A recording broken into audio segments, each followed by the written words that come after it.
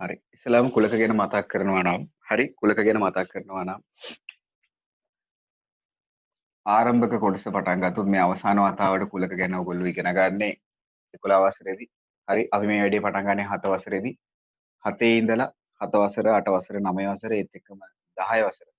ඔය කියන අවුරුදු 5 4 මේ ගැන කතා කරන ඔන්න අවසාන වශයෙන් 11 වසරේදී කුලක ගැන කතා කරනවා. හැබැයි මේ අවුරුද්ද තුල කිසිම අලුත් තියරි එකක් මුකුත් ඉගෙන ගන්නේ නැත. අපි අර 10 වෙනකන් කතා කරපු සිද්ධාන්තමය කොටස් ටික විතරයි ඒ විදිහටම තියෙන්නේ. හැබැයි මේ අවුරුද්ද තුල අපි ගිය අවුරුද්දට වඩා හදන ගණන් වල පොඩ්ඩක් අමාරුයි. එහෙම නැත්නම් ප්‍රමාණයෙන් ටිකක් ලොකු ගණන් ටිකක් මේ අවුරුද්ද තුල අපි හදනවා. ඒක තමයි වෙනස. අපි ගිය අවුරුද්ද වෙනකන් කතා කරේ උපකුලක දෙකක් සහිත උපකුලක දෙකක් සහිත වෙන් රූප සටහන් ගැන විතරයි. මේ අවුරුද්ද තුල අපි උපකුලක තුනක් සහිත වෙන් රූප සටහන් ගැන කතා කරනවා. ඉක්මනින් මතක් කරන් ආවොත් කුලකයක් යනු කුමක්ද කියන එක හතේදී ඉගෙන ගන්නවා. නිශ්චිත ලක්ෂණයකට අනුව වෙන් කරන්න පුළුවන් නම් නිශ්චිත ලක්ෂණයකට අනුව වෙන් කරන්න පුළුවන් ද්‍රව්‍ය සමූහයක් අපි කියනවා කුලකයක් කියලා. ඒත් එක්කම අපි ඉගෙන ගන්නවා කුලකයක් සතු අවයව ප්‍රමාණය පෙන්වුම් කිරීම සඳහා සංකේත ටික. අවයව ගණන ප්‍රකාශ කරන සංකේතය තමයි සිම්පල් n වලින් දැක්ක. ඒත් එක්කම කුලකයක් සතු අවයවයක් වේ කියලා ප්‍රකාශ කරන්න අපි ඊ අකුර වගේ මෙන්න මේ සංකේතයත් අවයවයක් නොවේ කියලා ප්‍රකාශ කරන්න ඒකම ඇලිරකින් කැප්. ඒත් එක්කම උපකුලකයක් කියලා පෙන්වුම් කරන්න. මෙන්න මේ වගේ පෙට්ටි 100 අකුරක් ලියුවා. ඒත් එක්කම උපකුලකයක් නොවේ කියලා ප්‍රකාශ කරන්න ඒක ඇලිරකින් කැප්. මෙන්න මේ කියන සංකේත. ඒත් එක්කම අවයව කිසිවක් නොමැති කුලකයක් අභිශූන්‍ය කුලකයක් කියලා පෙන්වන්න එක්ක හිස් සංගල වරහනක් එක්ක බිඳුවක් ලියලා ඇලේරකින් කැපුවා. අභිශූන්‍ය කුලක. ඒත් එක්කම කාක්ක වගේ මෙන්න මෙහෙම සංකේතයක් තිබ්බා. මහාම කුලකය. ඒකට අපි කිව්වා සර්වත්‍ර කුලකය කියලා. ඊට අමතරව කුලක කර්ම තුනක් තිබ්බා. මූලික කුලක කර්ම තුනක් ගැන ඉගෙන ගන්න. මතකද කට්ටියට කුලක කර්ම? හරි. එකක් තමයි කුලක මේලය කියන එක. අනික තමයි කුලක ඡේදනය කියන එක. අනික තමයි ඩෑෂ් එක. ඒ කිව්වේ අනුපූරක කුලකය. එහෙනම් කුලක මේලය ගැන, කුලක ඡේදනය ගැන, කුලක අනුපූරකය ගැන. ඔය කියන අවස්ථා තුන ගැන කතා කිරීමක් කතා කරනවා අපි 10 වසරේදී කුලක මේලය, කුලක ඡේදනය ඒත් එක්කම අනුපූරක අවස්ථාව ගැන. ඊට අමතරව තව කතා කරනවා 10 වසර පන්තියේදී කුලකවල අවයව අතර සම්බන්ධයක් ගැන. හරි? යම්කිසි කුලක දෙකක අවයව ගණන අතර පිළිබඳව සම්බන්ධයක් ගැන. මේ ඔක්කොම පරණ දේවල් මතක් කරේ අපි 10 වසරේදී කතා කරලා තියෙනවා. හරි? ඊට අමතරව අපි කතා කරනවා 10 වසර පන්තියේ වැදගත් සම්බන්ධයක් කුලක දෙකක අවයව ගණන අතර. අවයව ගණන අතර සම්බන්ධයක්. මේක තමයි ඊළඟට වැදගත් වෙන්නේ. හරි? මේවා කිසිවක් මම ලියන්න යන්නේ නැහැ දැන් නැවත. මම මේ මතක් කරගෙන යනවා විතරයි. කුලක දෙකක අවයව ගණන අපි n වලින් ප්‍රකාශ කරේ. යම් කුලක දෙකක මේලය සතු A B කියන කුලක දෙකේ මේලය සතු අවයව ගාන. මේලයේ අවයව ගාන සමාන වෙනවයි කියලා අපි ගන්නවා. ඒ කුලක දෙක සතු අවයව ගණන් දෙක එකතු කරලා අවයව ටික එකතු කරලා ඉන් අඩු කරාට පස්සේ එම කුලක දෙක සතු ඡේදනයේ අවයව ගන්න. ඡේදනය කියන්නේ පොදුයි කියන එක. හරි එක් එක් කුලකයේ සතු අවයව ගන්න එකතු කරලා ඒකෙන් ඡේදනයේ එම කුලක දෙක සතු ඡේදනයේ අවයව ගන්න අඩු කරොත් මේලේ අවයව ගන්න කීයද කියලා ලැබෙනවා කිව්වා. මම කිව්වා මේ සම්බන්ධය ඕනනම් ඡේදනය මුලින් ලියලා මෙයාව අනිත් පැත්තට මේ ඍණ පදේ මේ පැත්තට අරන් ධන පදේ අනිත් පැත්තට දාලා මේ සූත්‍රෙම ලියා ගන්න පුළුවන්. මේ තමයි ඊළඟට 10 වසරේදී අපි කතා කරපු අවසාන වශයෙන් මතක තියාගත යුතු කාරණේ උනේ. හරි? ඊට අමතරව කට්ටියට මතකද මෙන්න මෙහෙම කුලකයක් තිබුණා. මොකක්ද? වියුක්ත කුලක කියලා. කාට හරි මතකයි වියුක්ත කුලක කියන්නේ මොකක්ද කියලා? වියුක්ත කුලක කියන්නේ මොකක්ද කියලා? මතක කෙනෙක් කියන්නකෝ බලන්න මොකද්ද වියුක්ත කුලක කියන්නේ? අමානිට මතක ඇති. මොකද අමානි වියුක්ත කුලක කියන්නේ?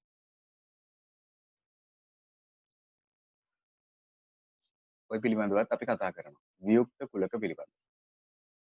හොඳයි අපේ බානුක මතකයිලු. විශාල් මට මතකයි. හොඳයි. හොඳයි. සිතින්ට මතකයි. අන්න හරි. උපකුලක කියලා කිව්වේ ඡේදනයක් නැති. ඡේදනයක් නැති. අන්න හරි.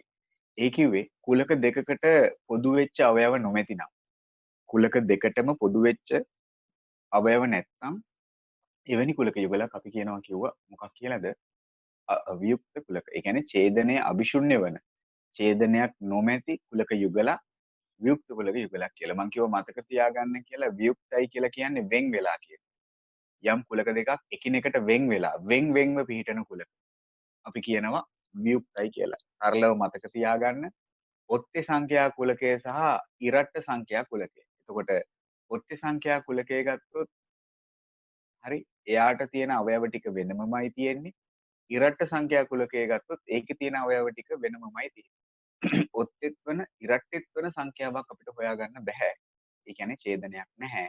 ඒ කුලක දෙක අන්න වියුක්තයි. මතක තියාගන්න ඒක. එහෙමනම් වියුක්ත කුලක වලදී මොකද වෙන්නේ?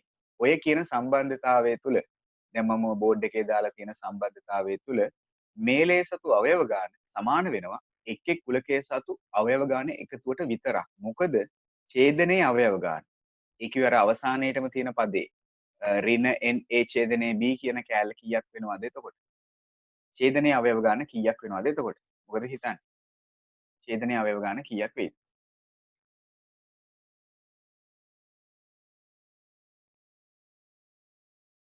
ඡේදනයේ සතු අවයව ගාන මොකෝ හිතන්නේ කට්ටිය? ඒ කොටස කීයක් වෙයිද?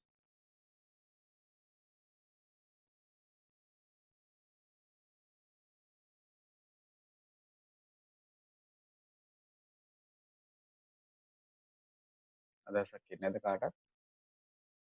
දැන් වියුක්ත කුලක යුගලක් නම් ඔව් ඡේදනයේ සතු රසණි හරි අවයව නැහැ. ඒ කියන්නේ ඡේදනයේ සතු අවයව ගාන බිඳුවක් වෙනවා. ඒතර එතන බිඳුවක් වෙනවා කියන්නේ ඔය කියන සූත්‍රය කෙටි වෙනවා මේලයේ සතු අවයව ගාන සමානයි මොකටද NA ධන NB විදියට.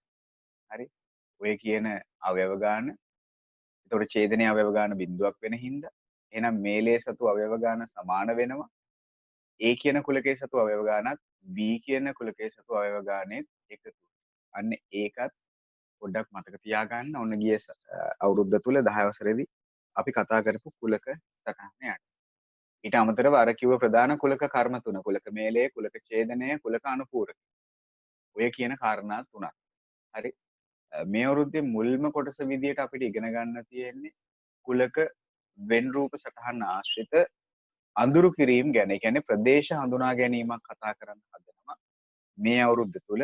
ඉස්සලාම හැබැයි ගිය අවුරුද්දේදී අපි කරපු වෙන් රූප අඳුරු කිරීම ටිකක් අපි බලලා ඊට පස්සේ මේ අවුරුද්දේ තියෙන කොටස මම කියලා දෙන්න පටන් ගන්නවා. මොකද අඳුරු කිරීම ටික තමයි 11 මුලින්ම ඔයාලට කියලා දෙන්න තියෙන්නේ මට. හරි. අපි ගිය අවුරුද්දේ කතා කරනවා අඳුරු කිරීම වෙන් රූප දෙකකට අදාළව. ඒ කියන්නේ උපකුලක දෙකකට අදාළව වෙන් රූප සටහන් අරගෙන මේ අවුරුද්ද තුල උපකුලක තුනකට අදාළව වෙන් රූප සටහන් අඳින්න දැනගන්න වෙනවා. හරි. ඒකයි මේ අවුරුද්දේ ගිය අවුරුද්දේ වෙනස. වෙන කිසිම දෙයක් අපිට අලුතෙන් එකතු වෙන්නේ නැහැ මේ කියන කුලක කියන පාඩම යන. අලුත් සිද්ධාන්තයක් කියලා කිසිවක් නැහැ. 10 වසරේදී තිබ්බ සියලු දේ මේ අවුරුද්දේදී තියෙනවා. හරි. අනුමාත්‍රකාවක් ලියන්න.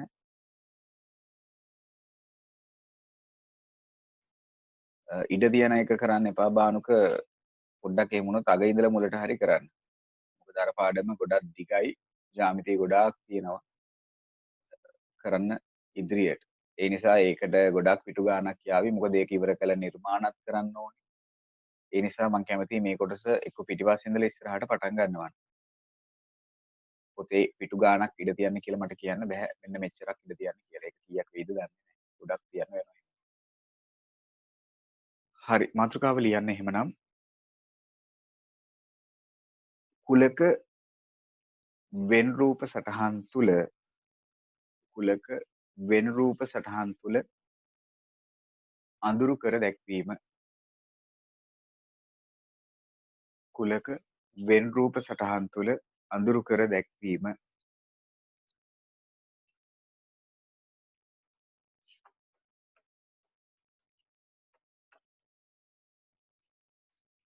හරි මම මුලින්ම මතක් කිරීම කරන්නම් අපි ගිය අවුරුද්දේදී කතා කරපු උපකූලක දෙකේ අවස්ථා පිළිබඳව ඉස්සෙල්ලා හරි කට්ටියට මතක් වෙන්නත් එක්ක පොඩ්ඩක් බලමු මේ ටික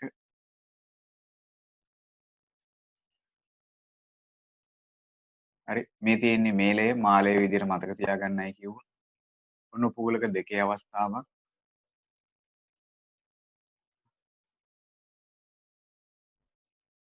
හරි ඍජු කෝණාශ්‍රය තුලින් පෙන්වනවා කිව්වේ සර්වත්‍ර කුලකේ මහා කුලකේ AB කියලා උපකූලක දෙකක් තියෙනවා. එහෙනම් මොකද්ද මේකේ අදහස? A මේලය B. A මේලය B. මේලයෙන් අදහස් කරනවා කියලා කිව්වේ මොකක්ද? මේලය කියලා කියනවා කිව්වේ සියල්ල කියන එක. මේලය කියන්නේ සියල්ල කියන එක. එහෙනම් A ගෙයි B ගෙයි සියල්ලම අඳුරු වෙන්න ඕනේ. ඒ අඳුරු කිරීම කරද්දී මම කට්ටියට කිව්වා පැහැදිලිව එක දිශාවකට විතරක් ඒ අඳුරු කිරීම කරන්න කියලා. එක දිශාවකට විතරක්. ගොම ගාන වගේ මෙහෙත් ගාලා මෙහෙ ගාලා එහෙම කරන්නේ නැතුව එක පැත්තකට විතරක් ඒ අඳුරු කිරීම කරන්න. හරි? දෙවෙනි කාරණේ අපි ගත්තොත් මතක් වෙනවද බලන්න මොකක්ද මේකෙන් අදහස් කරන්නේ කියලා. මේලේ කන පිට. මේලේ කන පිට කියන්නේ ඡේදනය කියන්නේ. ඡේදනයේ අදහස තමයි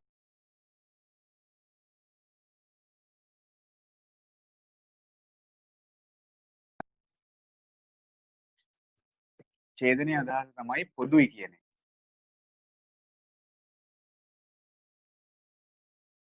එහෙමනම් අපි මේක ගත්තොත් ඡේදනයට අදාළව. එහෙනම් A කියන කුලකයටත් B කියන කුලකයටත් පොදු කොටස. Aටයි Bටයි පොදු කොටස. එහෙනම් Aටයි Bටයි පොදු කොටස කියන්නේ මේ ටික වෙන්න ඕන නේද? A කුලකයටත් B කුලකයටත් පොදු කොටස. ඒකත් ඔයාලට මතක ඇති. තුන්වෙනි කාරණේ විදියට මතක් වෙනවද බලන්න මෙන්න මේක ඩෑෂ් එක. ඇත්තටම ඩෑෂ් එකෙන් අදහස් කරන්නේ මොකද්ද? අයිති නැති කියන එක. අයිති නැති කියන එක. දෙන ලද කුලකයට අයිති නැති නමුත් සර්වත්‍ර කුලකයේ තුල නම් අඩංගු වෙන්න ඕනි. සර්වත්‍ර කුලකයට අයිති වෙන.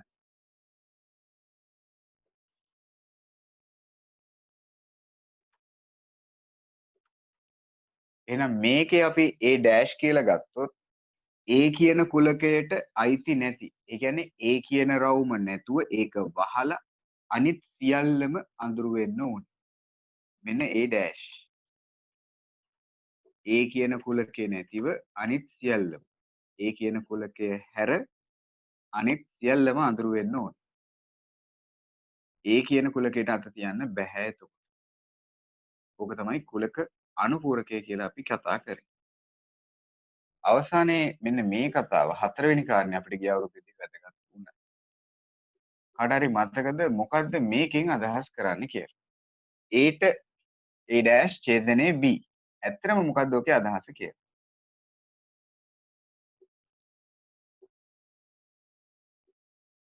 හරි මොකද්ද ළමයි ඇත්තටම ඕකේ අදහස?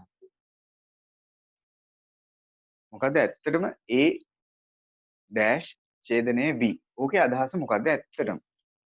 මොකද්ද ඕකෙන් ඇත්තටම කියන්නේ? A ඩෑෂ් ඡේදනයේ B. ඕකේ අර්ථය ගත්තොත් දැන් අර මේලෙන් අදහස් කරේ සියල්ල කියන එකනේ. ඡේදනයෙන් අදහස් කරේ පොදුයි කියන එකනේ. ඩෑෂ් එකෙන් අදහස් කරේ අයිති නැති කියන. ඔය කියන කුලක අංකනේ අදහස මොකක්ද? ඡේදනයේ නැතිව ඉතිරි ටික කියන එක. නෑ. ඒක නෙවෙයි අත. B ට අයිති කියන එක. ඒකත් නෙවෙයි අදහස. ළඟටම තරින්ද ආවා. නමුත් වැරදි. අන්න හරි. මලති කිව්වා. හරි. මොකක්ද? ඡේදනයේ කොටස. බානුක එතන වැරද්දක් තියෙනවා. නෑ. ඒක නෙවෙයි බානු. නෑ. විහිඳි ඒකත් නෙවෙයි. අවිෂ ඒකත් නෙවෙයි. සරල ත්‍රිකුලකය කියන එක නෙවෙයි. හරි. අමානි කිව්වා හරි. මලිති කිව්වා හරි. මේකේ අදහස තමයි කියවන්නේ මෙන්න මෙහෙමයි. හොඳට අහගන්නකෝ කියවන විදිය. A dash. A ඩෑෂ් කියන්නේ එතකොට Aට අයිති නැත කියන එක. හරිද? එතකොට ඕක කියවන්නේ Aට අයිති නැති නමුත් Bට අයිති වන.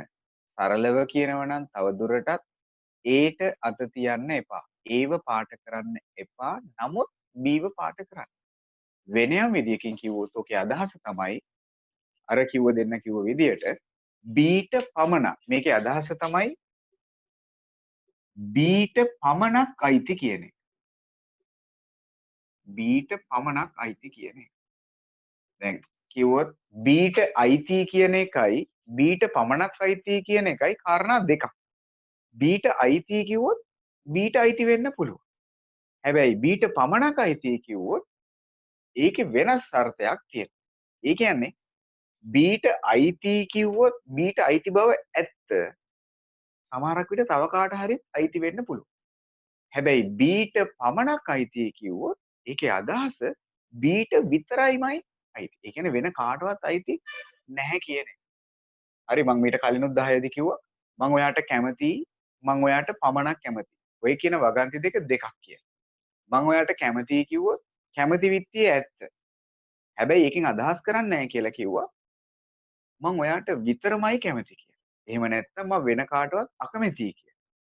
හැබැයි මම ඔයාට පමණක් අයිතියි කිව්වොත් ඒකේ තියෙනවා කිව්ව වෙන අර්ථයක්. මොකක්ද? මම ඔයාට පමණක් කැමතියි කිව්වොත් ඒකේ අදහස ඔයාට විතරයි. ඒකේ ව්‍යංගයක් තියෙනවා අනිත් අයට මං අකමැතියි කියන. ඒ වගේ තමයි මෙතනත් A ඩෑෂ් ඡේදනයේ B. Aට අයිති නැති නමුත් Bට අයිති. ඒ කියන්නේ Aට අත තියන්නේ නැතිව Bට අත තියන්නේ. ඒ කියන්නේ මේ ඇත්තටම මේ අඳුරු වෙන්නේ කොයි ටිකද? මෙන්න මේ කොටස. ඒ කිව්වේ මෙන්න මේ කෑල්ල අයිති කාට විතරක්ද? Bට විතරයි. එහෙනම් මේ කොටස Bට පමණ අයිති කොටස. තව විදිහකින් කිව්වොත් Aට අයිති නැති Bට අයිති කොටස. Aට අයිති නෑ මේ ටික. හැබැයි Bට විතරක් අයිති. මෙන්න හතරවෙනි වැදගත් කතාව ගිය අවුරුද්දේදී කතා කරන. මුලින්ම මේලය ගැන, ඡේදනය ගැන, අනුපූරක අවස්ථාව ගැන ඒත් එක්කම පමණක් කොටස යම්කිසි කුලකයකට උපකුලකයකට පමණක් අයිති කොටස නිරූපණය කිරීම. චුට්ටක් මේ හතර දාගන්නකො මේ මතක කරගෙන යන්නේ මේ අවුරුද්දේ කොටසට කලින් ගිය අවුරුද්දේදී අඳුරු කිරීම වල වැදගත් කොටස් ටික.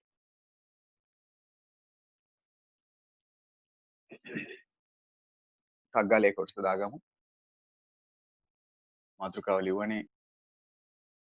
හරි. ඒත් එක්ක මෙන්න මේ කාරණා ටිකක් දාන්න නිවින්දිගේ ප්‍රශ්නයක් තියෙනවා. මේලේ කියන්නේ මොකක්ද කියලා මේලේ අපි මතක තියාගන්න වචනයක් ඕගලන්ට කියලා දීලා තියෙනවා. මේලේ කියන්නේ හෝ කියන එක. මෙන්න මේ කාරණා ටිකක් පොඩ්ඩක් සමරි එකක් විදිහට දාගන්න සාරාංශයක් විදිහට දාගන්න.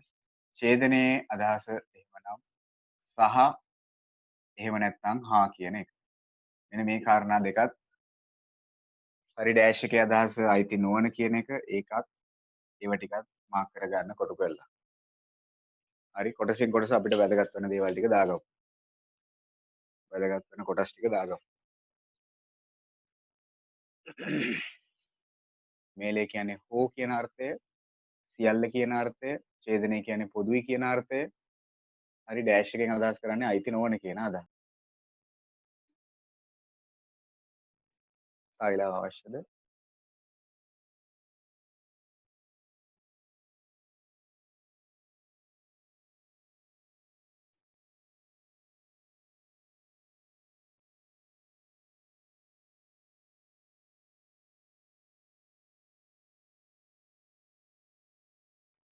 හරි ඔන්න අවස්ථා හතරක් ගැන කතා කරා මේලේ ඡේදනය ඩෑෂ් එක ඒත් එක්කම පමණක් කොටසක් තිබ්බොත් මොකද කරන්න කියලා. හරි. පස්වෙනි කාරණේ. පස්වෙනි කාරණේ. අපි ගත්තොත් අංක 5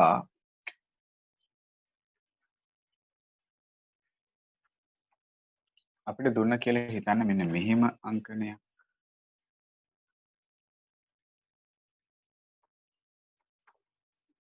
මෙන්න මේක අපිට අඳුරු කරන්න.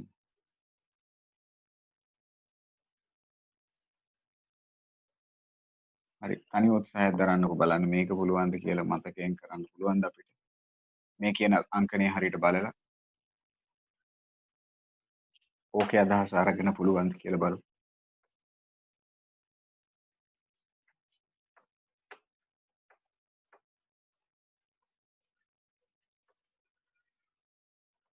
හරි මෙන්න මේ කාරණේ. ඊට පස්සේ මෙන්න මේ කාරණේ.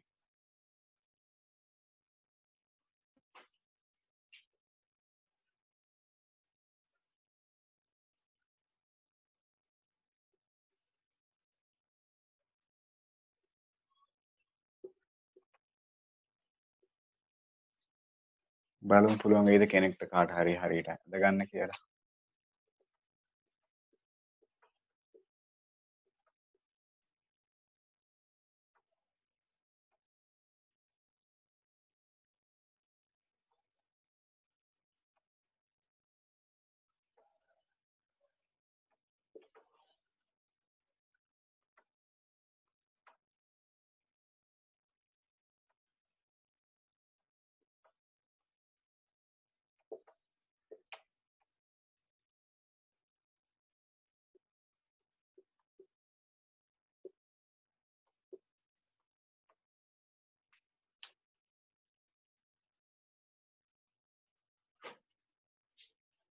හරි. ඔය තුන බලන්න පුළුවන්ද කියලා එහෙමනම්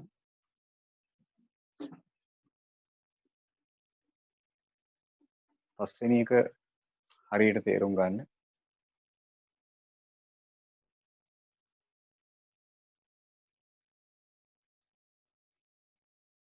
හොඳයි ගොඩක් කටියට වැඩේ මතකයි අඳුර කරපු අර්ථ.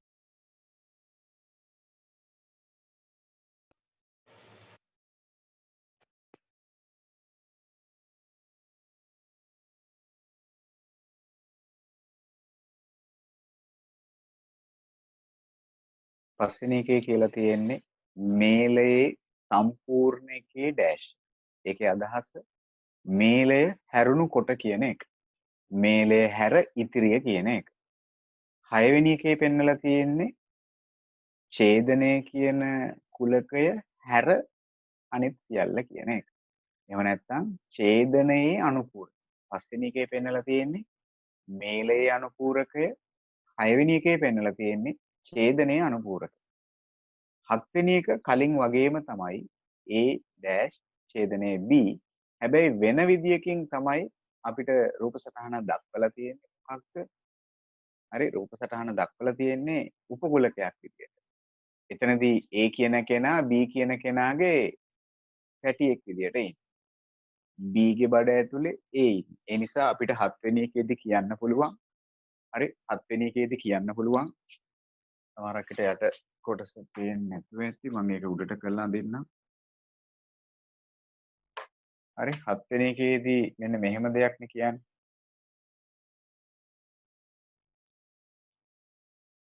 A ඉන්නේ B ගේ බඩ ඇතුලේ. හරි B කියන කෙනාගේ බඩ ඇතුලේ තමයි A ඉන්නේ. ඒ දෙන්නම ඉන්නේ සරල කුලකේ බඩ ඇතුලේ. සරලව කිව්වොත්. ඒතර මේකේ කියන්නේ Aට අයිති නෑ. A කියන කුලකයට අත තියන්න බෑ. Bට අයිති නෑ. A කියන රවුම හැර Bට අයිති කොටස. එහෙනම් Bට පමණක් අයිති කොටස තමයි මේ ඇත්තටම අඳුරු වෙන්නේ. Bට පමණක් අයිති කොටස. Bට පමණක් අයිති කොටසයි මේ අඳුරු වෙන්නේ. Bට පමණක් අයිති කොටස.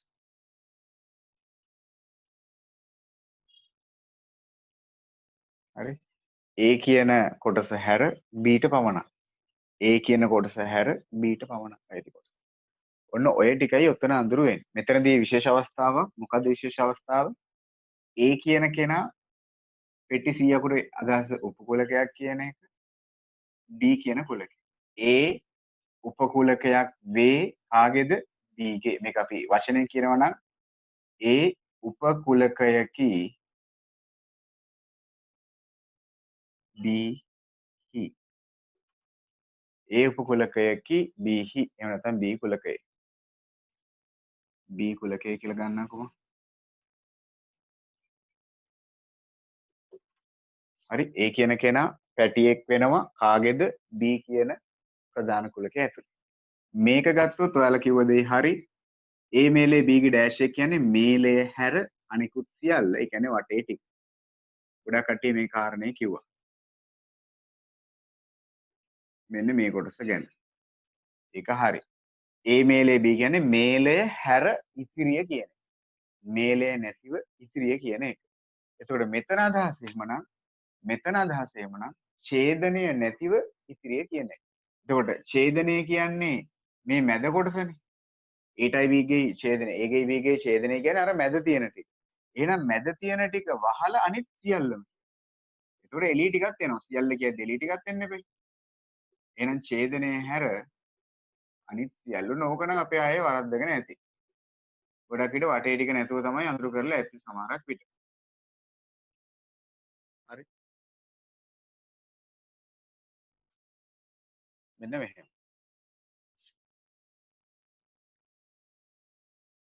බලන්න 6 වෙනි එක වැරදිලා ඇති. 6 වෙනි එක වැරදිලා ඇති. 7 වෙනි එකේ අර දකුණු පස පැත්තේ මම තරුවක් දැම්ම ඒක ලියා ගන්න.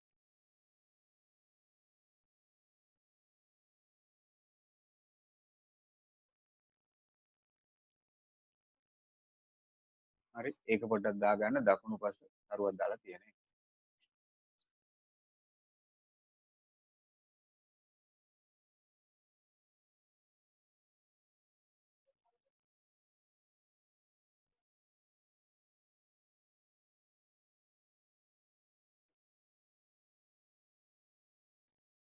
හරි. ඔය ටික නම් ඔන්න සාමාන්‍ය මට්ටමේ අපි හැමෝටම කරන්න පුළුවන් කාරණා ටික.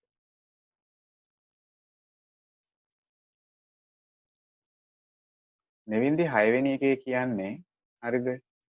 කුලක අංකණය ගත්තොත් A ඡේදනය B. ඒ සම්පූර්ණ එකේ ඩෑෂ් එකනේ තියෙන්නේ. ඔය ඩෑෂ් එක අමතක කරන්නකෝ. හරි. ඩෑෂ් එක අමතක කරලා හිතුවොත් මොකක්ද ඔකේ අදහස? A ඡේදනය B නේ. ඒතකොට A ඡේදනය B කියන්නේ Aටයි Bටයි පොදු ටික. එහෙනම් ওই කොයි ටිකද මං අඳුරු කරන්න ඕනේ? ඩෑෂ් එක අමතක කරන්නකෝ. එහෙමනම් මං අඳුරු කරන්න ඕනේ A ගෙයි B ගෙයි මැද කොටසනේ. Aටයි Bටයි පොදු ටික. හැබැයි දැන් A ගෙයි B ගෙයි පොදු ටික ඒ සම්පූර්ණ එකේ ඩෑෂ් එකක් ඇවිල්ලා තියෙනවා. එතකොට මොකද්ද ඔකේ තේරුම? ඒ මැද ටික හැර කියන එක. එතකොට ඒ මැද ටික හැර ඉතිරිය කියන එකනේ. ඒ කියන්නේ අර මැද කියන කොටස නැතිව අනිත් ඔක්කොම අල්ලගෙන. ඒක තමයි මම අර මැද ටික අඳුරු කරන්නේ නැතිව ඒ හැර අනිත් සියල්ලම අඳුරු කරනවා. මම හිතනවා පැහැදිලි ඇති කියලා.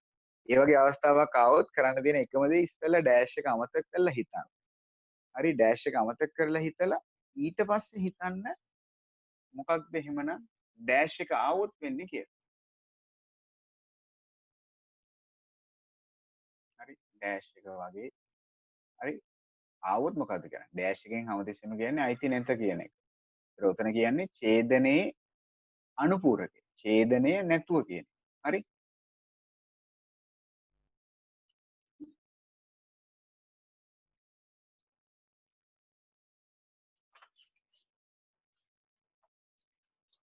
හරි. මම තව උපකුලක අවස්ථාවකට එකක් දෙන්නම්කෝ එහෙනම්. අපිට ආවා කියලා හිතන්නකෝ. එහෙමනම් මෙහෙම ගාන.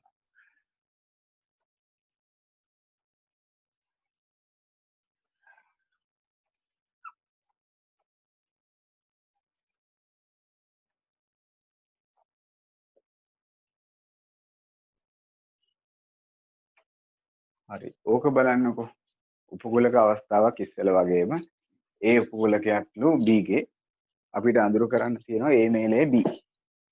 A මේලේ B අඳුරු කරන්න තියෙනවා.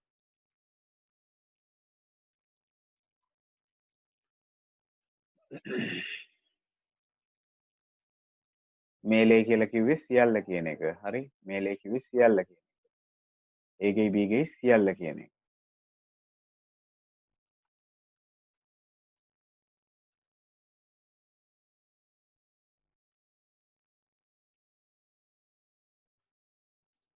එහෙනම් කොයි ටිකද බලන්නකෝ ඕකේ වෙන්නේ එහෙනම්.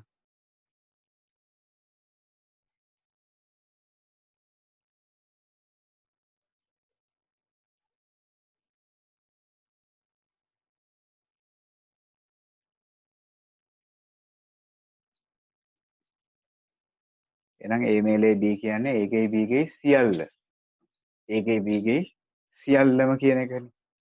එහෙනම් අඳුරු වෙන්න ඕනේ A ගේ B ගේ සියල්ලම. ඔක්කොම ටික. තව විදියකින් කිව්වොත් මේ අඳුරු කරේ බීට අයිති අවයව ටික කියලා කිව්වොත් මම වැරදිද? ඒ කියන්නේ මේ කියන කොටස මම කියනවා මොකද්ද මේ ලකුණ කියලා කාට හරි මතකද? මම මොකද්ද මේ ගැහුවේ කියලා? මොකද්ද ඒක අහලා තියෙන්නේ මම? කාටද මතකද? ඉරි කෑලි තුනට කියන්නේ මොකක් කියලාද අපි? very good. සර්ව සම කියන එක. එහෙනම් ඇත්තටම A මේලේ B කියලා සර්ව සම වෙනවා කාටද? B ට. A මේලේ B කිව්වත් B කිව්වත් එකයි.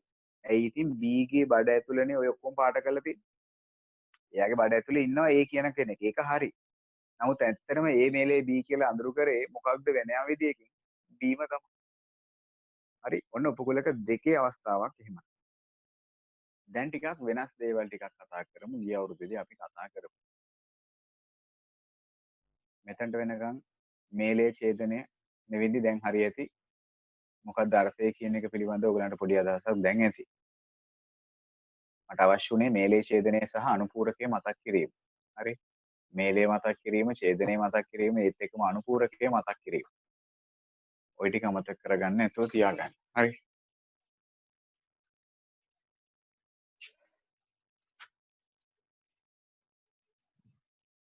හරි. දැන් අපි කතා කරපු තව කාරණයකට යමු ගිය අවුරුද්ද තුල මෙන්න මෙහෙම ආවොත්.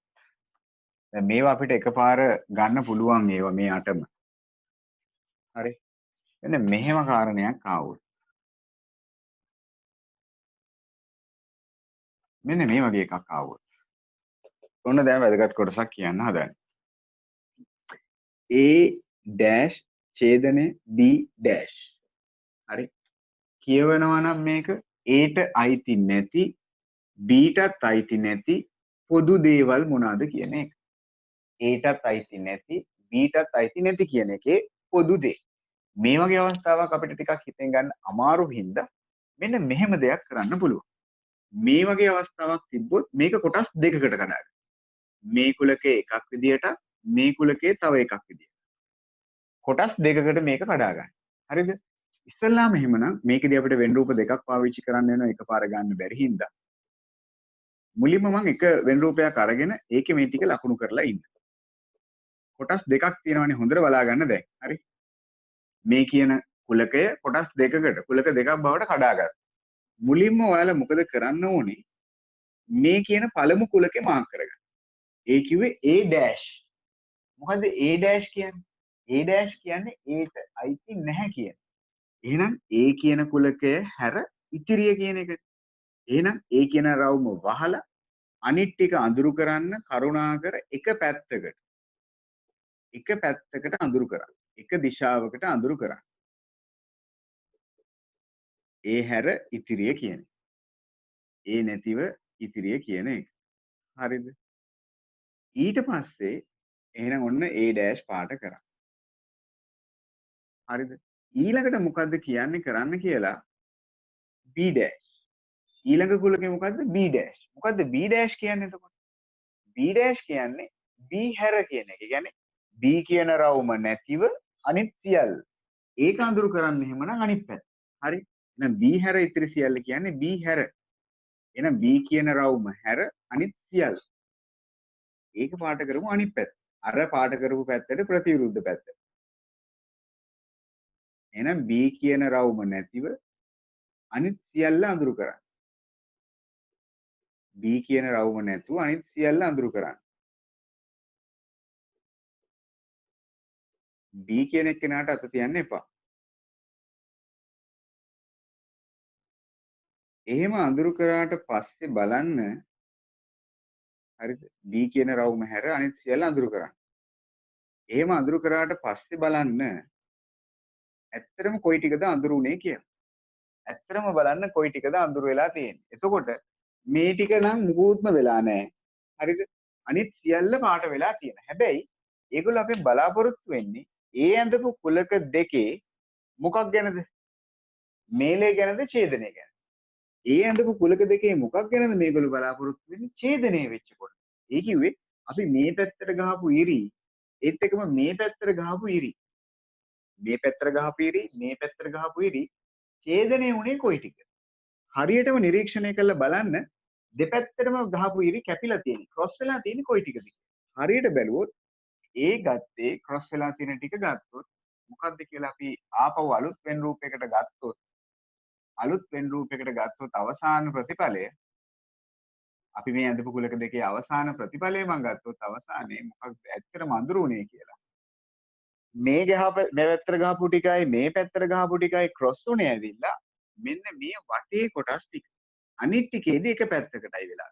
එහෙනම් ඇත්තටම ගත්තොත් මේ අපි අඳුරු කරන්න ඒගොල්ලෝ කියලා තියෙන්නේ මෙන්න මේ කොටස ගැනයි ඇත්තටම මේගොල්ලෝ අපිට කියලා. මේ වටේ ටික අඳුරු කරන්න කියන එක තමයි ඇත්තටම අවසානයේ වෙලා තියෙන්නේ. ඔන්න ඔය වගේ එකක් ආවොත් කරන්න තියෙන වැඩේ ඔන්න ඕකයි. වෙන වෙනම කුලක දෙකකට කඩාගත්තා. වෙන වෙනම අඳුරු කරා. අඳුරු කරලා බලන්න අඳුරු කරපු දෙන්නගේ මොකක් ගැනද අහලා තියෙන්නේ? මේලේ ගැන නෙවෙයි, ඡේදනය ගැන. ඒ කියන්නේ මේ පැත්තට ගහපු ඉරි අනිත් පැත්තට ගහපු ඉරි ක්‍රොස් වෙලා තියෙන්නේ කොයි ටිකද? එහෙනම් ක්‍රොස් වෙලා තියෙන්නේ මෙන්න මේ ටික. ඒ ටික තමයි අවසාන උත්තරේ වෙන්නේ. මොකද අපෙන් අහන්නේ ඔය ඇඳපු කුලක දෙකේ මොකක් හින්දාද මොකක් ගැනද ඡේදනය. ඔන්න ඒ වගේ එකක් આવොත් කරන විදිය. ඕකම අපිට තිබ්බොත් මෙන්න මෙහෙම. ඔය කියන කතාවම අපිට තිබ්බොත් මෙන්න මෙහෙම. A මේලය B dash. එහෙනම් කලින් වගේම පොඩ්ඩක් හිතුවොත් රූප සටහන් දෙකකට යන්න වෙනවා කොටස් දෙකකට කඩන හින්දා එකපාර ගන්න බැරි හින්දා එහෙනම් මේක එක කොටසක් විදියට මේක තව කොටසක්. එහෙනම් A ඩෑෂ් කියන්නේ ඒට අයිති නැති ටික. එහෙනම් ඒක එක දිශාවකට මෙන්න මේ විදිහට පාට කරා. කලින් කරපු වැඩේමයි. හරි ඒක එක දිශාවකට පාට කරගත්තා. ඒක එක දිශාවක්. එතකොට B ඩෑෂ් කියන්නේ මොකද්ද? B ට අයිති නැති කොටස. එහෙනම් B ට අයිති නැති කොටස කියලා කියන්නේ B රවුම හැර අනිත් රවුම. ඒක අනිත් පැත්තට. ඒක අනිත් පැත්තට.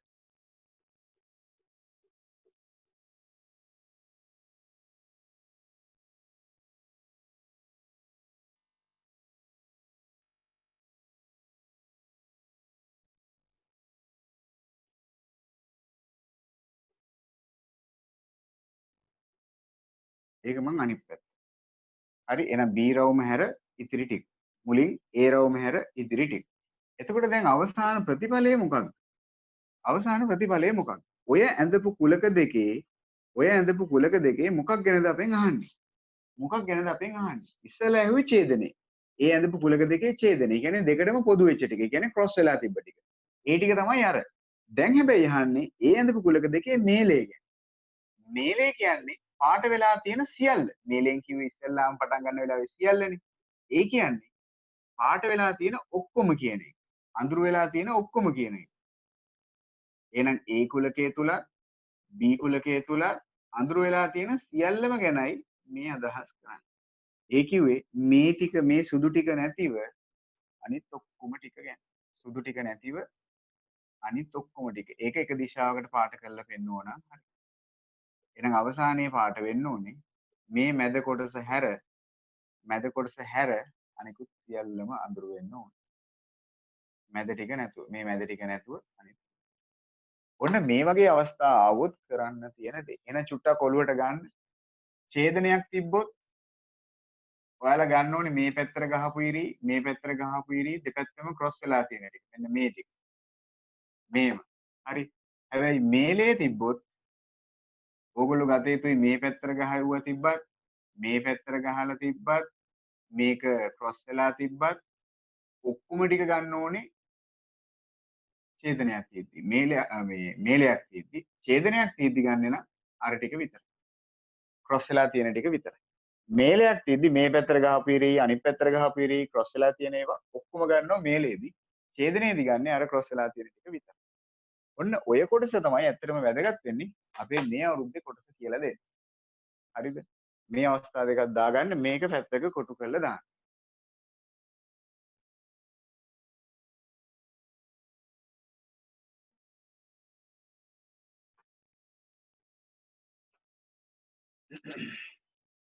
ඒකෙදි ආපහු හොඳට බලා ගන්න මම අර ගහපු පැත්ත හරියට අඳුල්ල තියලා ගහන්න ඕගොල්ලෝ ගහද්දි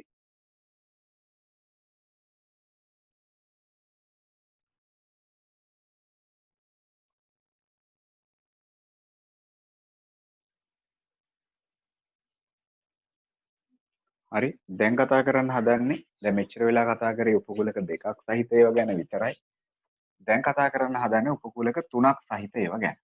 හරි. දැන් ඒතකොට කෙනෙක්ට ප්‍රශ්නයක් එන්න පුළුවන් දැන් උපකූලක දෙකක් තියෙද්දි නම් හරිද? උපකූලක දෙකක් තියෙද්දි අපි ගිය අවුරුද්දේ කතා කරපු ඒවලදී අපිට තිබ්බේ එක්ක මෙහෙම. මෙන්න මෙහෙම පීටන්න පුළුවන්. එක්ක මම දැන් අර කලින් කිව්ව විදිහට මෙයාගේ බඩ ඇතුලේ මෙයා පීටන්න පුළුවන්. හරි. එහෙම නැත්නම් ওই දෙක වෙන වෙනම පිහිටන්න පුළුවන්. කැපෙන්නේ නැතුව. වෙන වෙනම පිහිටන්න පුළුවන්. ඔයනේ උපකූලක දෙකක් තියෙද්දි. හැබැයි දැන් උපකූලක තුනක් තියෙනකොට කතන්දරේ ටිකක් සංකීර්ණ වෙනවා. හරි විවිධාකාරයෙන් උපකූලක පිහිටන්න පුළුවන්.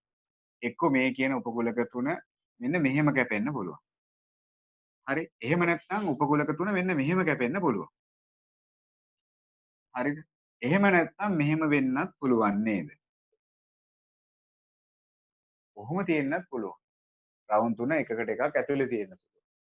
එහෙම නැත්නම් තව තියෙන්න පුළුවන් රවුම් දෙකක් කැපිලා අනික වියුක්තව වෙන් වෙලා ඉන්න පුළුවන්. හරි. එහෙම නැත්නම් ඔන්න ඔහොම තියෙන්නත් පුළුවන්. රවුම් තුනටම පොදු එකක් එනවා මෙතන. හරි. එහෙම නැත්නම් ඔය දෙක එක්ක ඔහොම සම්බන්ධ වෙලා තියෙන්න පුළුවන්. තව එකක් මෙන්න මෙහෙම එන්නත් පුළුවන්. හරි දැන් ඔයලට තේරෙන්න ඕනේ එහෙමනම් උපකූලක තුනක් එනවනම් හරි උපකූලක තුනක් එනවනම් ලැබෙන්න පුළුවන් වෙන් රූප සටහන් ආකාර ගොඩක් තියෙනවා. ඒතර වැඩේ අපි අර උපකූලක දෙකට වඩා මේ අවුරුද්දේ වැඩේ ටිකක් සංකීර්ණ වෙනවා. හරි ප්‍රදේශ ගොඩක් එතකොට අපිට හඳුනා ගන්න සිද්ධ වෙනවා. ඒතකොට අපි අර ගිය අවුරුද්ද වෙනකන් කතා කරපු වෙන් රූප සටහන් ආශ්‍රිත ගැටලු වලට වඩා මේ ගැටලු ටිකක් සංකීර්ණ වෙනවා. මොකද ප්‍රදේශය කිනකට වෙනස්ව ගොඩාක් හැදෙන්න පුළුවන් හින්දා. හරි දැන් මම ඉස්සෙල්ලාම පෙන්නන්නම් නමුත් බලන්න මේ කියන අවස්ථා සියල්ල ගත්තත් හරි මේ විශේෂ අවස්ථාවලදී ඔයගොල්ලෝ අඳින්න එහෙම කලබල වෙන්න අවශ්‍ය නැහැ. පොදුවේ ගත්තොත් එන සාධාරණ ආකාරය තමයි මෙන්න මේක. හරි ගොඩක් විට අපිට ලැබෙන අඳින්නවොත් අඳින්න වෙන සාධාරණ ආකාරය තමයි මේක. රවුම් තුන එකිනෙක ඡේදනය වෙනවා මේ ආකාරයෙන්. එතකොට දැන් අපි ඉස්සෙල්ලාම දැන් කරන්න හදන්නේ මේ කියන වෙන් රූප සටහනේ උපකූලක තුනක් තියෙන විට ප්‍රදේශ ටික හරියට හඳුනා ගන්න. ඍජුකෝණාශ්‍රයෙන් කියන්නේ අපි සර්වත්‍රිකුලකේ. මම මෙයාව A කියලා ගත්තොත් මම මෙයාව B කියලා ගත්තොත් මේ කුලකේ මම C කියලා ගත්තොත් අපි ළමයි හොඳට කල්පනා කරලා බලන්න මේ කියන වෙන් රූප. දැන් අපි ගිය අවුරුද්දේ කතා කරපු උපකූලක දෙකක් තිබ්බොත් ළමයි හරි මේ සටහන තුල එකිනෙකට වෙනස්කම් තියෙන ප්‍රදේශ කීයක් තිබ්බද? 3ක්ද 4ක්ද? මේකේ ළමයි ප්‍රදේශ 4ක් තිබ්බා. මෙන්න මේ විදිහට ප්‍රදේශ 4ක් තිබ්බා. හොඳට බලන්න. මේක ඇතුලේ ප්‍රදේශ 4ක් තිබ්බා. එක කියන ප්‍රදේශය තුලින් කිව්වේ දෙන්නටම පොදු කියන එක.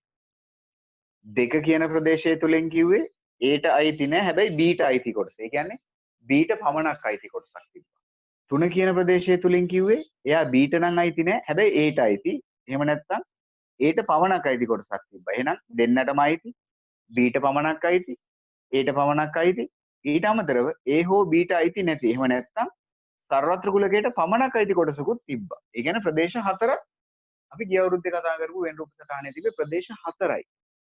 දැන් මේ අවුරුද්දේ අපි කතා කරන උපකූලක තුනේ අවස්ථාවේ ඔයාලා මට කල්පනා කරලා කියන්නකෝ එකිනෙකට වෙනස්කම් දක්වන ප්‍රදේශ කීයක් ඒකෙදී? එකිනෙකට වෙනස්කම් දක්වන ප්‍රදේශ කීයක් තියෙයි? චුට්ටක් ගණන් කරලා බලන්න.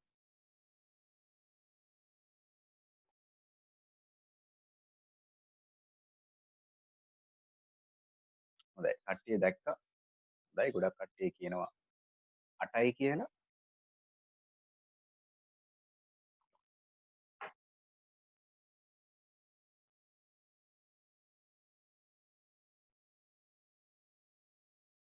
හරි. බලමු එහෙමනම් ඇත්තටම ඒ 8 කියන්නේ මොකක්ද කියලා. හරි. මම නම් කරන්න ගත්තොත් මේක අංක 1 කොටස විදියට. මේ 1 කියන්නේ මොකක්ද? කට්ටිය 1 කියන කොටසෙන් කියවෙන්නේ මොකක්ද? 1 කියන ප්‍රදේශය කියන්නේ මොකක්ද? හරි. අපි යන්න හදන්නේ ඉස්සලාම ඔය කියන ප්‍රදේශ හඳුන්වා දෙන්න.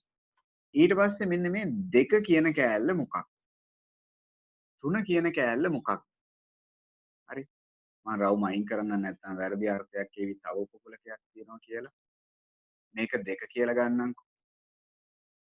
මේ කොටස 3 කියලා ගන්නම්කෝ. මේක 4. එළියේ කොටස 5 කියලා හිතන්නම්කෝ. එතකොට කොටස් 5යිනේ අනේ තියෙන්නේ. නැහැනේ නේද? තව ඊට අමතරව මෙන්න මෙතන කෑල්ලක් තියෙනවා 6, මෙතන කෑල්ලක් 7, මෙතන කෑල්ලක් 8. ඔන්න මම දැන් ප්‍රදේශ ටික හඳුන්වා දෙන්න හදන්නේ. මුලින්ම කල්පනා කරමු අපි එක කියන්නේ මොකක්ද කියලා. එක කියලා කියන්නේ මොකක්ද? එක කියන කොටස කියන්නේ මොකක්ද? ABC තුනටම පොදු. අන්න හරි. අන්න ඔය විදියට අපි ප්‍රදේශ ටික අර්ථ දක්වන්න හදනවා. හරි. ඉස්සෙල්ලාම රූප සටහන ඇඳ ගන්න. අංක ටික ඒ විදියටම දාන්න මාරු කරන්නේ නැතුව. ඔය විදියටම දාන්නකො ඉස්සෙල්ලා. අංක ටික මාරු කරන්න එපා. මම බෝඩ් එකේ දාලා තියෙන විදියටම ඔයගොල්ලෝ දාගන්න. මොකද අර්ථ දැක්වීම කරන්නේ ඒ තියෙන පිළිවෙලටම.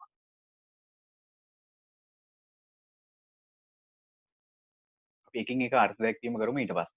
මොකද්ද එක කියන්නේ මොකද්ද දෙක කියන්නේ? හරි. රූප සටහන ඒ විදියටම ඇඳ ගන්න මාරු කරන්නේ නැතුව. ABC තුන් දෙනා ඒ විදියටම 1 2 3 ටික ඒ විදියටම.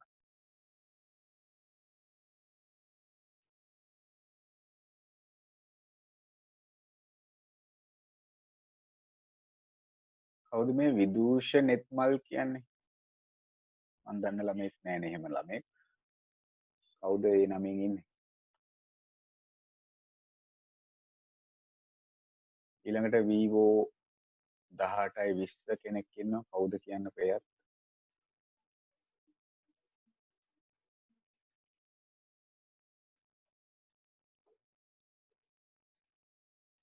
ඊළඟ මේ කවුද? ඩිලා කියලා ඉන්නේ කවුද? ඩිල්ෂාන්ද අපේ?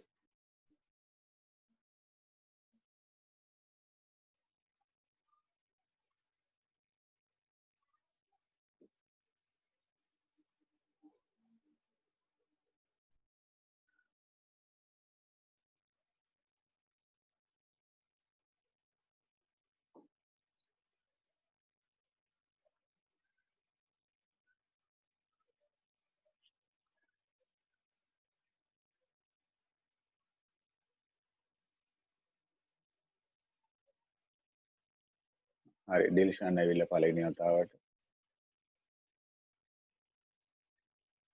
ඊතර මේ කවුද Vivo කියන කෙනා කවුද Vivo කියන?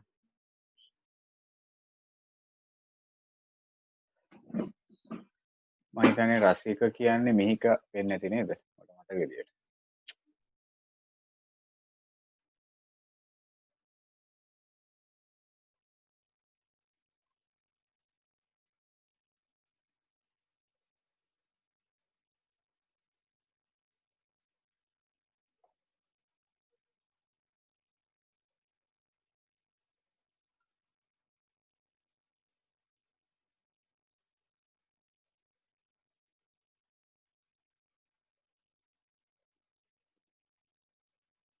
හරි.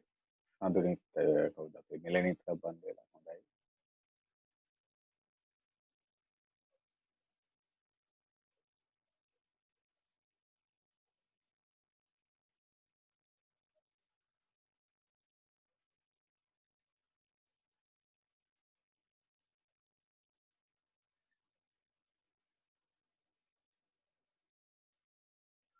හරි නේද?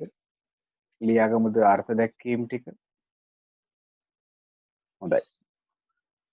අංක 1 ලියාගන්න මෙහෙම ඒකමා B හා C ලියමු. ඒකමා B හා C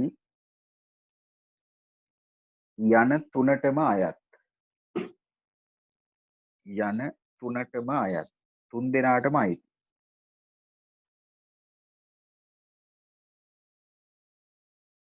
හරි. එක කියන්නේ AB හා C යන තුනටම අයිති. තුන් දෙනාටම අයිති කොටස තමයි අපි ඇවිල්ලා කියන්නේ මොකක් කියලාද? එක කියලා.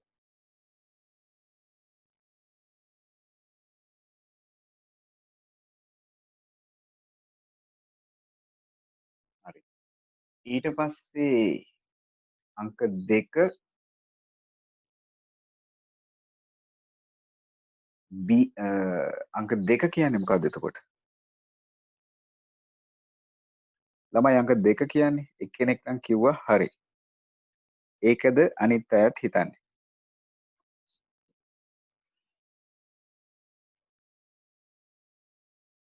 අංක 2 කියන්නේ මොකක්ද?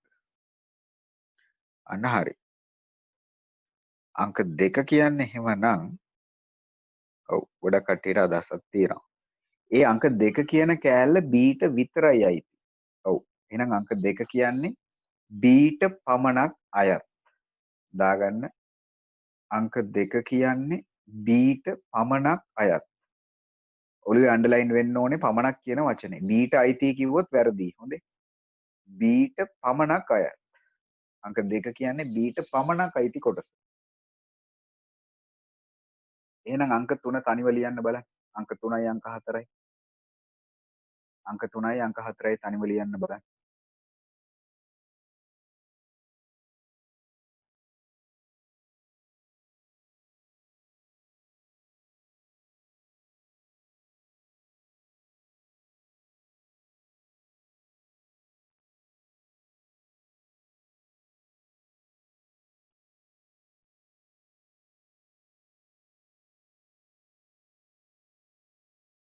හොඳයි. අංක 3 කියන්නේ C ට පමණක් අයත්.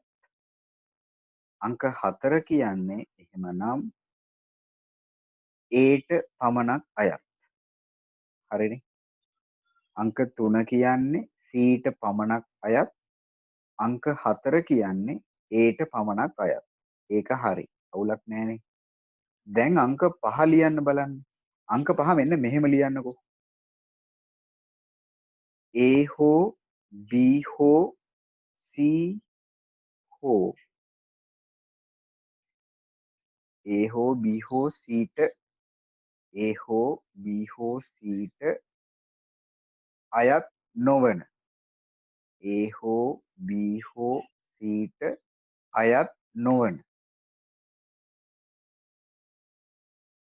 A හෝ B හෝ C ට අයත් නොවන නැතහොත් වෙන විදියකට කියන්නත් පුළුවන්. නැතහොත් එක විදියක් තමයි අර මම කිව්ව විදියට. A හෝ B හෝ C ට අයත් නොවන. නැතහොත් ළමයි අනිත් විදිය මොකක්ද? මොකද අනිත් විදිය? මලිති මොකද්ද අනිත් විදිය?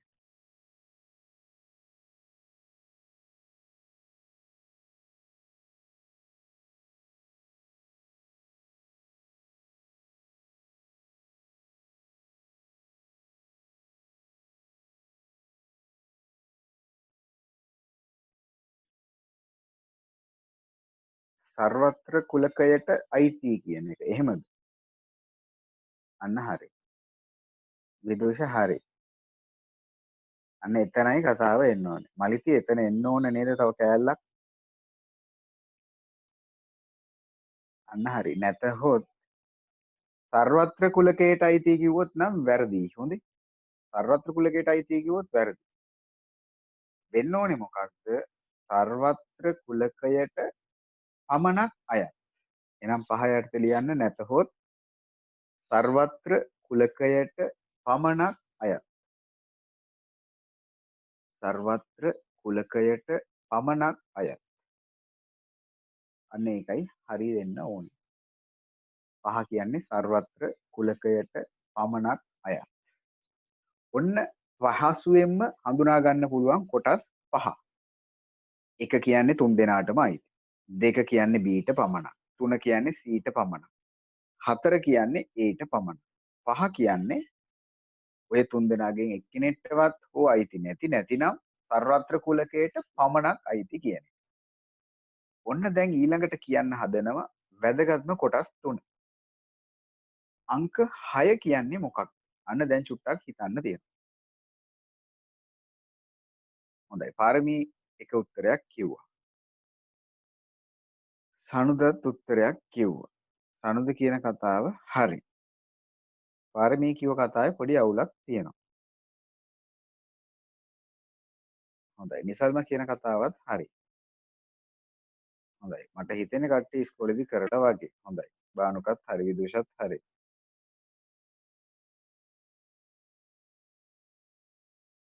කවිෂ කියන කතාව වැරදි. ඉසුරු හරි. සස්නි කියන කතාවෙත් වැරද්දක් තියෙනවා.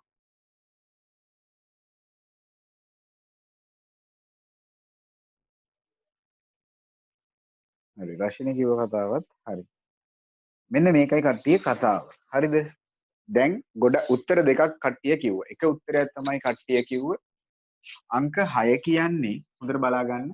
අංක 6 කියන්නේ b ටයි c ටයි පොදු කියලා. හිතපු දේ වැරද්දක් නැහැ. b ටයි c ටයි පොදුයි. ඇත්තනේ. මේ කෑල්ල b ටත් අයිති මේ කෑල්ල c ටත් අයිති. ඒක හරි.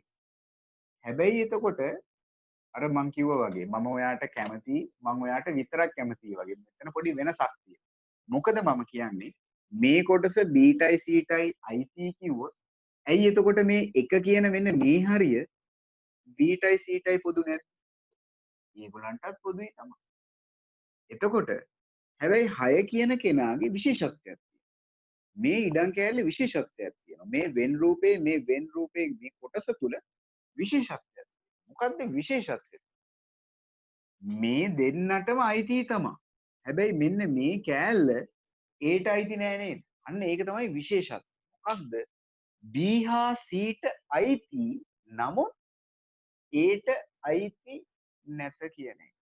එහෙනම් B හා C ට අයිති වන නමුත් ඒට අයිති නෑ. එහෙනම් වෙනම විදියකින් කිව්වොත් B හා C ට පමණක් අයිති කොට. B හා ඡේදනය. B හා C ට පමණක් අයිති.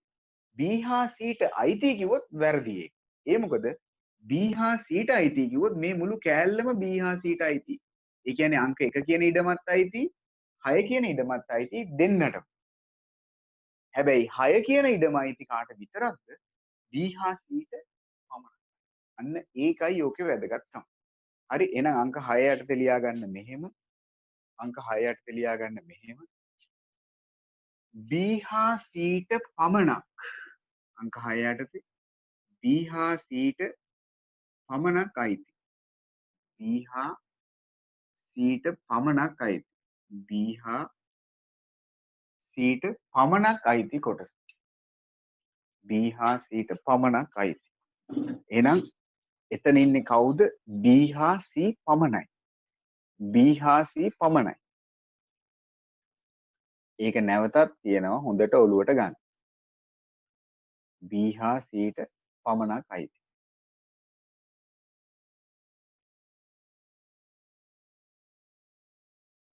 එහෙනම් 7 මොකද්ද කියලා කියන්නකෝ බලන්න. අන්න දැන් කට්ටියට තේරුණා. එහෙනම් අංක 7 කියන්නේ සස්නි දැන් පැහැදිලි ඇති වැඩේ. අංක 7 කියන්නේ එතන තියෙන විශේෂත්වයේ Aට අයිති තමයි. Bටත් අයිති තමයි. හැබැයි අංක 7 කියන කෑල්ල Cට අයිති නැහැ. එහෙනම් ඒකේ විශේෂත්වයක් තියෙනවා මොකක්ද?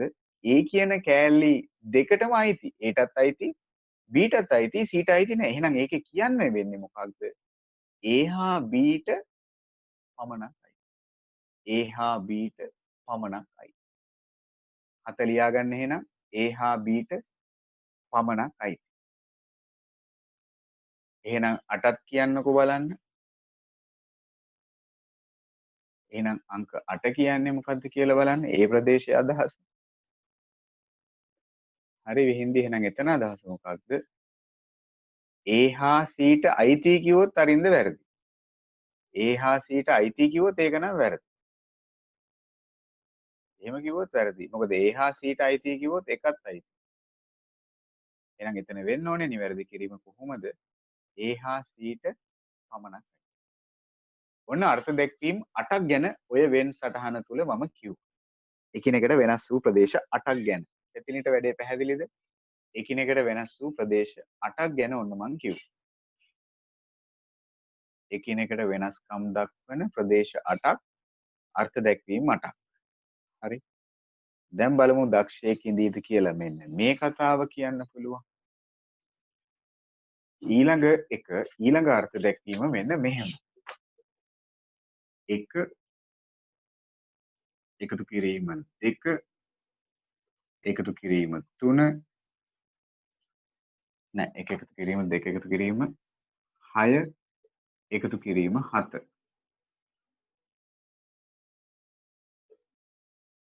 1 2 6 7 ඔය කියන ප්‍රදේශ හතරෙම එකතුව අර්ථ දක්වන්නකෝ බලන්න. ඔය කියන ප්‍රදේශ හතරෙම එකතුව අර්ථ දක්වන්නකෝ බලන්න. අන්න ලියනගේ වැරදි කතාවක් කිව්වා. මට ඕන උනේ අන්න ඒ උත්තරේ ගන්න තමයි. බානුකත් ඒ කතාවම කිව්වා. එතකොට එහෙමනම් අපේ ලියනගේ සහ බානුක කියවලා බලන්නකෝ. ඔහොමනම් අංක 2ට ඔයා කියන්නේත් ඔය උත්තරේමනේ එතකොට. හරි. මම දන්නවා පොඩ්ඩක් වැරදුනා. හරි. මොකක්ද එහෙමනම් උත්තරේ වෙන්නේ? කිව්ව කතාව. හරි කට්ටිය දැන් ඔය කියන ඉඩම් කෑලි හතර එකතු වුණාම මොකක්ද අනේ හැදෙන්නේ? ඊට අයිති ප්‍රදේශ. අන්න එතන තරින්ද වැරද්දක් වෙනවා තරින්ද ආපහු සැරයක් ඔතනට ඔයා දැන් දාන්න ගියොත් ඔය විශේෂ. පමණක් කිව්වොත් වැරදි ඉතින්. බීට පමණක් නෙවෙයි. බීට පමණක්යි තියන්නේ දෙක කියන කොටස විතරයි. හරිද? සමාධි ඒකත් වැරදි එහෙම වුණොත්. එහෙනම් ඔතන වෙන්න ඕනේ මොකක්ද? බීට පමණක් කිව්වොත් වැරදි. මොකද ඔයගොල්ලෝ හොඳට කල්පනා කරලා බලන්න 1 කියන කොටස, 7 කියන කොටස, 6 කියන කොටස ඒක බීට පමණක් අයිති නෑ. ඒවා අනිත් අයටත් අයිති. හැබැයි ඔය කියන කෑලි හතරේ එකතුවක පොදු දෙයක් තියෙනවා. පොදු දේ තමයි ඔය කියන කොටස ඇවිල්ලා අනිවාර්යෙන්ම බීට අයිති. එහෙනම් අර්ථ දැක්වීම දාගන්න බීට අයත් කියලා. නෑ ධනුෂිකා ඒකත් වැරදි. ABC තුන් දෙනාටම අයිති නෑ. ඔය කියන කෑලි හතරම අයිති එකම එක්කෙනාටයි. කාටද? බීට විතරයි. ඔය කෑලි හතරම බීට අයිති. ඒ කෑලි හතරෙන් සමහරක් කොටස් Aට අයිති, සමහරක් කොටස් Cට අයිති. නමුත් ඔය කෑලි හතරෙම අයිතියක් තියෙන්නේ කාටද? අනිවාර්යයෙන්ම Bට. ඔය කෑලි හතරම Bට අයිති. මොකද B ගේ බඩ ඇතුලේ තමයි ඔය ප්‍රදේශ හතරම තියෙන්නේ. එහෙනම් 1 2 6 7 කියන්නේ Bට අයත් කියන එක. Bට අයත් කියන එක. අමානි මං හිතනවා වැඩේ මං කිව්ව දේ පැහැදිලි ඇති කියලා.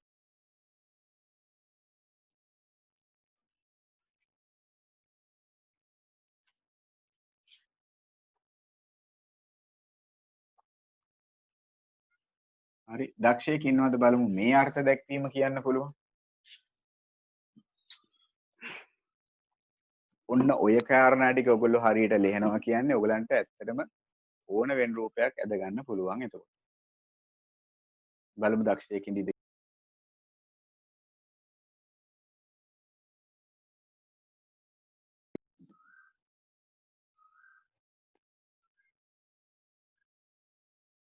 ආපහු නෙවෙන්දි. එහෙම වුණොත් ඔයා 8 කියන තැන ආපහු කියලා බලන්න නෙවෙන්දි. නිවින්දි ඕකනම් උත්තරේ ඔයා 8 කියලා ඉස්සෙල්ලා අපි ලියාගත්ත එක ආපහු කියවලා බලන්න. නිසල්මත් ආපහු කියවලා බලන්න 8 කියන එක.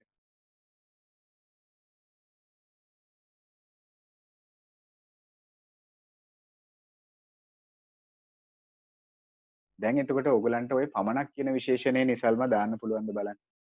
නිවින්දි දාන්න පුළුවන්ද බලන්න. පමණක් කියන විශේෂණය දාන්න බැරි වෙලා යනවා. නෑ ඒට අයිති කිව්වොත් වැරදීනේ 4 7 දාලා නෑනේ එතකොට ධනුෂිකා එතන වැරද්දක් තියෙනවා. ඔතන තියෙන්නේ 1යි 8යි කියන කෑලි දෙක විතරයි. අන්න හරි. එහෙනම් මලිත කියනවා. හරි. ඔතන තියෙන්නේ මොකක්ද? Aටයි Cටයි දෙන්නටම අයිති. එහෙම නේද? A හා Cට අයිති. එහෙනම් ඔතන එක එකතු කිරීම 8 කියන්නේ වෙන මොකුත් නෙවෙයි. A කියන කුලකෙටත් C කියන කුලකෙටත් දෙන්නටම අයිති. හැබැයි දැන් මට ඔතන කියන්න බෑ නෙවින්දි A හා Cට පමණක් කියලා. ඇයි? A හා Cට පමණක් අයිති කිව්වොත් A හා Cට පමණක් අයිති වෙන්නේ 8 කියන කොටස විතරයි. නමුත් මෙතන 1 කියන කොටසක් තියෙනවා. එතකොට ඒ කොටසත් A හා Cට අයිති. ඒ නිසා මට පමණක් දාන්න බෑ උතන. හරි. Bටත් අයිති වෙනවා තමයි. ඒක පිළිගන්නවා. ඒ වුණාට මට කියන්නකෝ මං කියන කතාව වැරදිද කියලා එතකොට. 1 කියන කොටස A හා Cට අයිතිද නැද්ද? 1 කියන කොටස Bටත් අයිති තමයි. හරිද? ඒ වුණාට මගේ වගන්තියෙන් මම කිව්වේ මොකක්ද? A හා Cට අයිති කියලානේ. එහෙම කියද්දි සමහරක් විට ඒගොල්ලෝ තව කෙනෙක්ට අයිති වෙන්න පුළුවන්. ඒකේ වැරද්දක් නැහැ. හැබැයි මම කිව්ව කතාව වැරදිත් නෑ. මම මෙහෙම කිව්වොත් වැරදි. A හා Cට පමණක් අයිති කිව්වොත් වැරදි. මොකද A හා Cට පමණක් නෙවෙයිනේ අනේ. ඒකෙන් කොටසක් b ටත් අයිති. ඒ නිසා මට පමණක් විශේෂණය දාන්න බෑ. එහෙනම් එක එකතු කිරීම 8 කියන කාරණේ මට කියන්න පුළුවන් ස්ථීර දේ මොකක්ද? ඒ ජෝඩුව ඇවිල්ලා A හා C ට අයිති. මට මෙහෙම කියන්න පුළුවන්ද? ABC තුන් දෙනාටම අයිති. එහෙම කියන්න බෑනේ. ඒ තුන් දෙනාටම අයිති කියලා කියන්න බැරි. 8 කියන කෑල්ල තුන් දෙනාටම අයිති නෑ. 8 කියන ඉඩම් කෑල්ල අයිති A හා C ට විතරයි. හරිද? එහෙමනම් අර්ථ දැක්වීම පොදුවේ සියලුම දේවල් නිර්වචනය වන විදියට. එහෙම නැත්නම් අයිති වන විදියට කියන්න ඕනේ. එහෙනම් මොකද්ද වෙන්න ඕනේ? A හා C ට අයිති. එච්චරයි. පමණක් આવොත් වැරදි. නිවින්දි වැඩේ පැහැදිලිද? පමණක් આવොත් වැරදෙන්නේ ඇයි කියලා? පමණක් આવොත් එතන වැරදි අර්ථයක් එනවා. මොකද ඔය කොටසින් එකක් B ට අයිති. එතකොට එහෙම වුණොත් කොහොමද? ඉතින් මම කියන්නේ A හා C ට විතරයි අයිති කියලා. පමණයි අයිති කියලා. ඒක වැරදි අර්ථයක්. එහෙනම් මොකක්ද එන්න ඕනේ? A හා C ට අයත් කියන එක විතරයි. පමණක් කියන කෑල්ල આવොත් වැරදි. එහෙනම් දාගන්න එක එකතු කිරීම මට කියන්නේ මොකක්ද? A හා C ට අයත් කියන එක. A හා C ට අයත් කියන එක. A හා C ට අයත් කියන එක. A හා C ට අයත් කියන එක.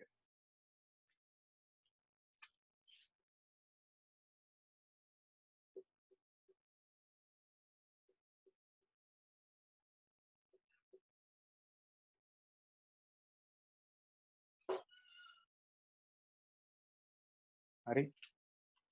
හිතනවා දක්ෂයෙක් ඉඳීවිද කියලා?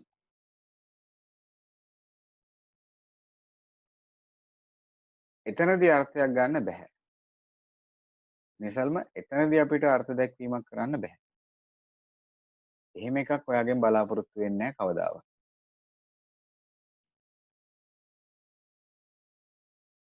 හොඳයි අපේ කට්ටියට අක් ගාලා තේරුම් අරන් තියෙනවා. හොඳයි. very good. 2 එකතු කිරීම 3 එකතු කිරීම 5 එකතු කිරීම 6.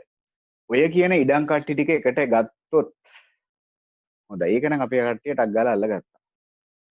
මොකද්ද එහෙමනම් උතන කියන්න තියෙන්නේ? A ට අයිති නැති. එහෙම නැත්නම් A dash. ඒගේ අනුපූරකය ඔය කියලා තියෙන්නේ. අන්න එතන වැරදි බානුක ආපහු සැරයක්. A හා B ට අයිති නැහැ කියලා කියන්න බෑනේ. B ට අයිති කොටසකුත් වෙනවා. 2 6 B ට අයිතිනේ. එහෙනම් උතන තියෙන්නේ මොකක්ද? A ට අයිති නැති. බානුක වැඩේ පැහැදිලිද බලන්න? ඔයා B ගේ අයිති නැහැ කිව්වොත් එතන වැරදි. මොකද 2 6 B ට අයිති. 2 6 B ට අයිති. හරිද බානුක? ඔතන එන්න ඕනේ A ට අයිති නැති. 2 අයිති නැහැ. 6 කියන කොටස අයිති නැහැ. 3 කියන කොටස අයිති නැහැ. 5 කියන කොටස අයිති නැහැ. එහෙනම් A ට අයිති නොවන. A ට අයිති නොවන. A ට අයිති නොවන. A ට අයිති නොවන.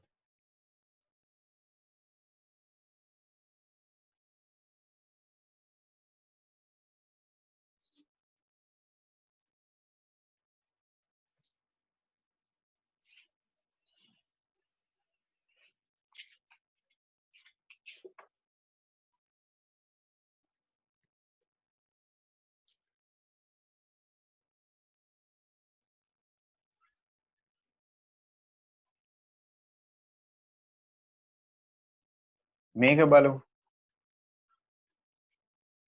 1 එකතු කිරීම 2 එකතු කිරීම 3 එකතු කිරීම 4 එකතු කිරීම 6 එකතු කිරීම 7 එකතු කිරීම 8.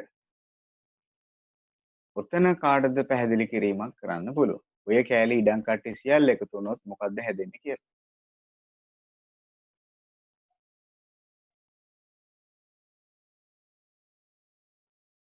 පහට අයත් නොවන කියන්න බෑ පාරමී.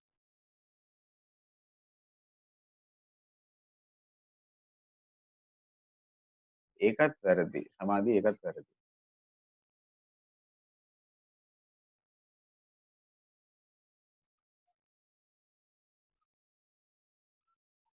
සර්වත්‍ර කුලකයට අයිති නොවනවා කියන්න බෑ. අයිති වෙනවනේ. AB නෑ එතන නෙවෙන්දි වැරදි අර්ථයක් තියෙනවා. අන්න හරි. අන්න හරි. අමානි කිව්වා හරි, මලිත කිව්වා හරි, විහින්ද කිව්වා හරි. නෑ නෑ නෑ නෑ. කවුද අපේ ශස්නි කිව්වා වැරදි. වැරදි අර්ථයක් ආව එතනින්. අයත් නොවන කියන්න බෑ. නිසල්ම ඒක වැරදි. පමණක් අයිති කියන්නත් බෑ.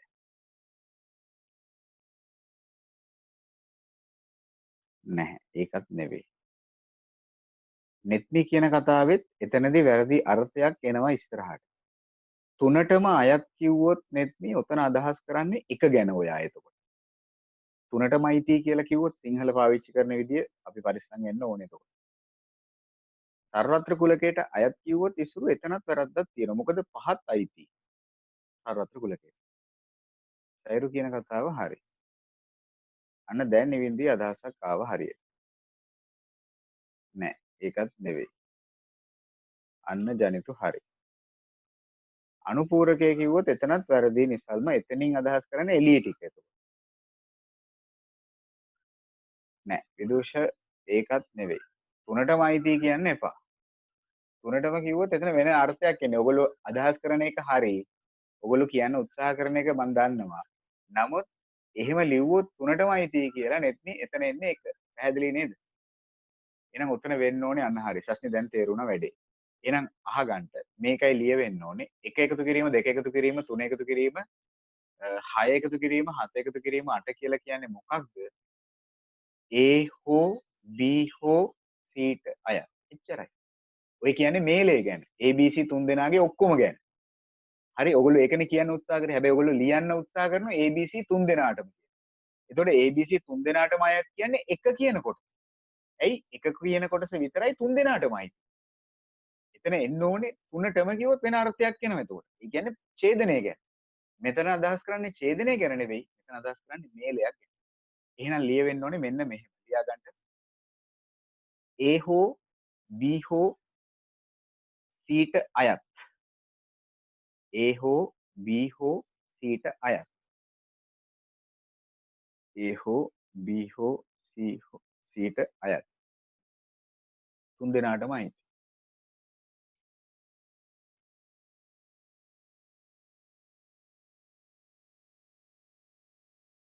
හරි ඔන්න මූලික ප්‍රදේශ ටික හඳුන්වා දීම දැන් මම කරා. ඒ අනුව ඔයගලන්ට ඕනෑම ප්‍රදේශයක් හරියට ගලප ගන්න පුළුවන් වෙන්න ඕනේ. ඉස්සෙල්ලාම මූලික වර දැන් අර මම පොදුවේ අර සංයුක්ත අවස්ථා ටිකක් ගත්තනේ අන්තිමට. පළවෙනි 8 කිව්වට පස්සේ සංයුක්ත අවස්ථා ටික ගැන නෙවෙයි. පළවෙනි අවස්ථා 8 1 2 3 4 5 6 7 8 කිව්වනේ. ඒ අවස්ථාවට හරියට පැහැදිලි කරගන්න ඉස්සෙල්ලා.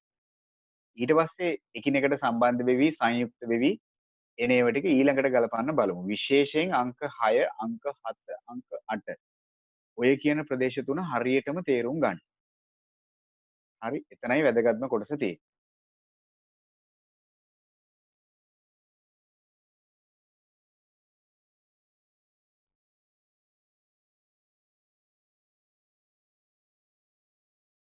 හරි අපි දැන් ටිකක් අඳුරු කිරීම පොඩ්ඩක් බලමු. මේ කිව්ව කතාවත් එක්ක.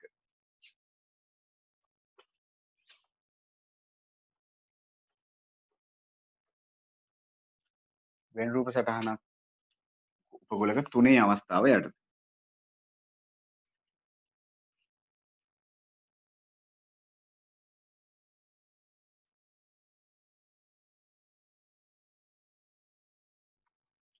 හරි මේක ගත්තොත් එහෙමනම්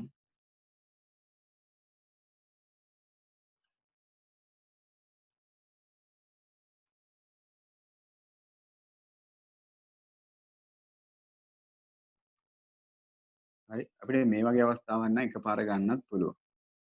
වරහන් තිබ්බත් නැතත් ඒක අවුලක් නෑ. අපිට එකපාර ගන්න බලමු අපි එහෙමනම් මේක පුළුවන්ද කියලා කට්ටියට අදහසක් දෙන්න. මේ කුලකේ A විදියට ගත්තොත් මේක C විදියට ගත්තොත් මේක B විදියට ගත්තොත් මොකද්ද මේ කියන කුලක අංකණය තුලින් අදහස් කරන්නේ? A ඡේදනයේ B ඡේදනයේ C. A ඡේදනය B ඡේදනයේ C. මොකද්ද ඔගේ අදහස?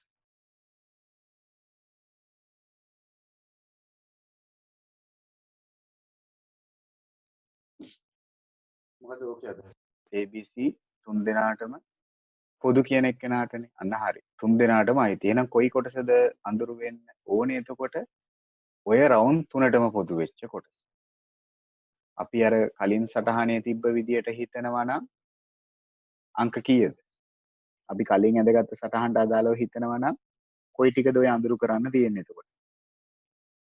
කොයි ටිකද අඳුරු වෙන්න ඕනේ? අංක 1 කියන කොටස. අන්න හරි. එහෙමනම් මේක ගැනයි ඔය අදහස් වෙලා තියෙන්නේ. එහෙනම් අඳුරු වෙන්න ඕනේ මෙන්න මේ කියන කෑල්ල. තුන් දෙනාටම අයිති කොටස. තුන් දෙනාටම අයිති කොටස.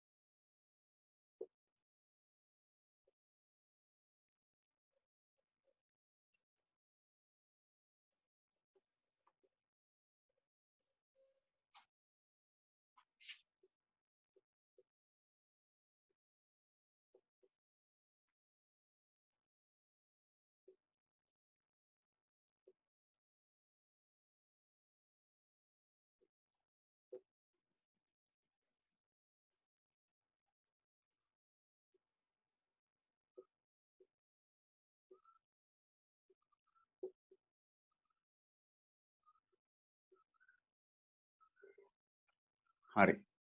ඉස්සෙල්ලා පළවෙනි එක ඇඳ ගන්නකෝ. 2යි 3යි ඔයගොල්ලෝ තනියම උත්සාහයක් දරන්න බලන්න පුළුවන්ද කියලා. දෙවෙනි එකේ තියෙන්නේ A කුලකයේ අඳුරු කරන්න. තුන්වෙනි එකේ තියෙන්නේ C කුලකයේ අඳුරු කර. ඒ ඡේදනය B අඳුරු. හරි. බලා ගන්නකො දෙවෙනි එක එහෙමනම්.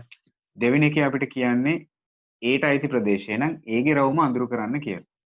ඒතර A ගේ රවුම කිව්වාම ඔක්කොම ටික. දැන් එතකොට කල්පනා කරන්න එපා. එතකොට අන්න B පාට කරානේ මෙයා. අන්න C පාට කරානේ මෙයා. ඒක කල්පනා කරන්න එපා. අපිට කියන්නේ ඒව අඳුරු කරන්න. එතකොට BC කියලා රවුම් දෙක හිතෙන් මකලා A ගේ රවුම විතරක් පාට කරන්න. මේ තියෙන්නේ A ගේ රවුම. එතකොට ඔයා කල්පනා කරන්න එපා B අඳුරු වෙනව නේද C ගේ කොටසක්. ඉතින් ඒ ටික ඒට අයිති. ඒ ටික C ට විතරක් අයිතිවත් B ට විතරක්වත් අයිති කොටස නෙමෙයි. අපිට මේව පාට කරන්න බෑ. ඉතින් මේ B ට පමණක් අයිති ටික ඒව පාට කරන්න බෑ. C ට පමණක් අයිති ටික ඒව පාට කරන්න බෑ. A ට අයිති ටික A ගේ රවුම පාට කරන්න. A ගේ රවුම අඳුරු කරා. ඊළඟට තුන්වෙනි කාරණේ ඒ ඡේදනයේ B. මොකද්ද ඒ ඡේදනයේ B කියලා එහෙමනම් අදහස් කරන්නේ? A ටයි B ටයි පොදු. ඔතන කොහෙවත් නෑ නේද පමණක් පොදු. ඒව මොකොත් නෑ. C කියලා කෙනෙක් ගැන හිතන්නම එපා. C කියලා කෙනෙක් නැහැ කියලා හිතන්න. C කියලා කෙනෙක් නැහැ. A ටයි B ටයි පොදු. එහෙනම් A ටයි B ටයි පොදු. එහෙනම් A ටත් අයිති B ටත් අයිති. එහෙනම් A ටත් අයිති B ටත් අයිති.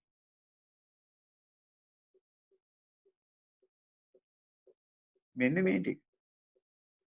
දැන් අපේ කට්ටිය ඉතින් ඕක වරද්දගෙන ඇති. අපේ කට්ටිය මෙන්න මේ කෑල්ල විතරක් පාට කරලා ඇති. බලන්නකො නැද්ද කියලා. අනිවාර්යෙන් ඒ වැරද්ද වෙලා ඇති. කී දෙනෙක් හරිද තුන්වෙනි එක? මම කිව්වා. කල්පනා කරන්න යන්න එපා C ගැන. අපිට කියලා තියෙන්නේ A ඡේදනයේ B ගැන විතරයි. ඒ කිව්වේ A ටයි B ටයි පොදු. අනිත් ඒවා ගැන හිතන්න එපා එතකොට. දැන් දෙවෙනි එකේ A ටයි ටික. එතකොට BC කියලා කෙනෙක් ඉන්නවද නැද්ද ඒව ගැන හිතන්න එපා. A ගේ ගැන විතරක් හිතන්න. හරිද?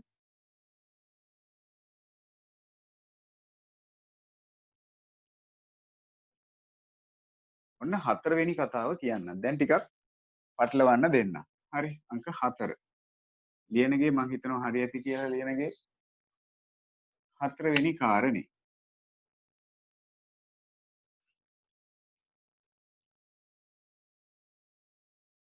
මෙන්න මේ වගේ අවස්ථාවක්. දැන් ටිකක් විතර හිතන්න දෙයක් තියෙනවා. එකපාර අපිට ගන්න සමහරක් විට බැරි වෙයි. මෙතන මෙහෙම දෙයක් කියනවා. හොඳට බලන්න. A ඡේදනයේ B මේලය C. A ගෙයි B ගෙයි ඡේදනය මේලය C. මේලය කියන්නේ සියල්ල කියන්නේ. මේ වගේ වෙලාවකට අර මම අද පටන් ගන්න වෙලාවේ කිව්ව විදියට එකපාර ගන්න බැරි තැනක් ආවොත් ඔයගොල්ලෝ කොටස් දෙකකට කඩන්න. මේක එක කොටසක්. ඔන්න C කියන කොලක එක කොටස. මේ වරහන් කරලා තියෙන කොටස එක කොටස. A මේලේ B කියන කොටස එක කොටසක් විදියට ගන්න. C කියන එක තව කොටසක් විදියට ගන්න. හරිද? එතකොට ඉතින් එකම කරදරේ අපිට වෙන රූපේ දෙපාරක් අඳින්න වෙයි. දැන් අද මුලින් කතා කරපු තුනේදී එකපාර ගන්න පුළුවන් වුණානේ. මේකෙදි පොඩි කරදරයක් තියෙනවා. එකක් කටුවට ඇඳගෙන කරලා හරි ප්‍රදේශයේ තෝරාගෙන ඊට පස්සේ හරියට රූපය ඇඳලා අවසාන උත්තරේ දාන්න. හරි. ඔන්න මම මුලින්ම එකක් අඳිනවා. ඉස්සෙල්ලා අදාළ ප්‍රදේශය හොයා ගන්න ඕනේ. එහෙනම් කොටස් දෙකකට කැඩුවා. එකක් A ඡේදනයේ B කොටස, අනික C කොටස. එහෙනම් A ඡේදනයේ B කියන්නේ මොකක්ද? A ටයි B ටයි පොදු කියන්නේ. A ටයි B ටයි පොදු. එතකොට C ගැන හිතන්න එපා. C කියලා කෙනෙක් ගැන හිතන්න එපා.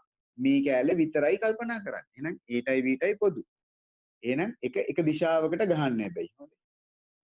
A ටයි B ටයි පොදු. එක පැත්තකට ගන්න. මෙන්න A ටයි B ටයි පොදු. බලන්න මම එක පැත්තකට ගත්තා. ඊළඟට දෙවෙනි කුලකේ අඳින්න. මොකද්ද? C. ඒ කියන්නේ C ට අයිති. C ට අයිති. වෙන මුකුත් හිතන්න එපා. C ට අයිති. B ගැන A ගැන මුකුත් හිතන්න එපා. එහෙනම් C ට අයිති කොටස. එහෙනම් C ගේ රවුම පාට කරන්න. ඒක අර ගහපු පැත්තට ප්‍රතිවිරුද්ධ පැත්තකට ගන්න. හරි. ඒක මම මේ පැත්තට ගන්නම්කෝ. මෙන්න C ට අයිති ප්‍රදේශය මම අඳුරු කරගෙන යනවා. C ට අයිති ප්‍රදේශය අඳුරු කරගෙන යනවා. ඔන්න C ට අයිති ප්‍රදේශය. දැන් අපේ ළමයි ටික කියමුද බලන්න අදහසක් දෙන්නකෝ බලන්න. මේ අඳුරු කරපු කොටස් දෙකේ මොකක් ගැනද අපෙන් අහන්නේ? මේ අඳුරු කරපු කොටස් දෙකේ මොකක් ගැනද ඒගොල්ලෝ අපෙන් අහන්නේ? ඒ කිව්වේ මේ අඳුරු කරපු කුලක දෙකේ මැද්ද තියෙන කර්මය මොකක්ද?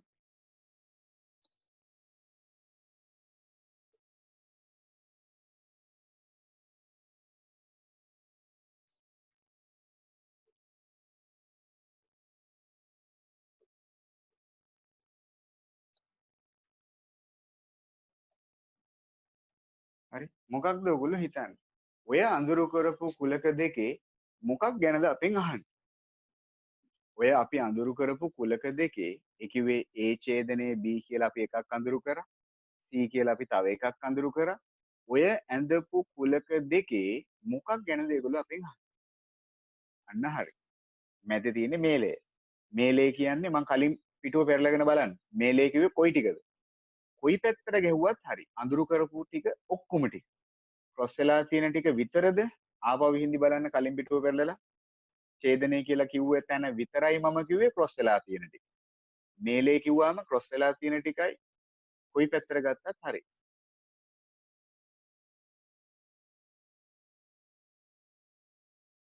හරි කිසි ගැටලුවක් නැහැ. මේක එකපාර හිතෙන් ගන්න පුළුවන් නම් කෙනෙක්ට පුළුවන් හිතෙන් ගන්න. මම අර කරන්න පුළුවන් ඔක්කොම වලට තේරුම් ගන්න ඕනේ හින්දායි මේ විදිහට මම කියලා දෙන්නේ. එහෙනම් කොයි ටික ගැනද අපෙන් ඔය අදහස් කරන්නේ? අඳුරු වෙලා තියෙන අඳුරු කරපු ඔක්කොම ටික. එහෙනම් ඔය කියන රූප සටහනේ අවසානයේ එහෙමනම් වෙන්න ඕනේ අඳුරු වෙලා තියෙන ඔක්කොම ටික. ඒ කියන්නේ මේ ටිකයි ඔක්කොම ටික. ඒක එකම දිශාවකට ගන්න දැන්. එතකොට වැඩේ නීට් එකක් තියෙනවා. එකම දිශාවකට ගන්න එහෙම. එහෙනම් මෙන්න අවසාන සටහන. හිතෙන් ගන්න පුළුවන් නම් හිතෙන් ගන්නත් පුළුවන්. හැබැයි ඉතින් වරද්ද ගන්න නම් එපා. මේක එහෙමනම් ඔන්න අඳුරු කරපු සියල්ල. හරි. ඒක දාගන්නකෝ.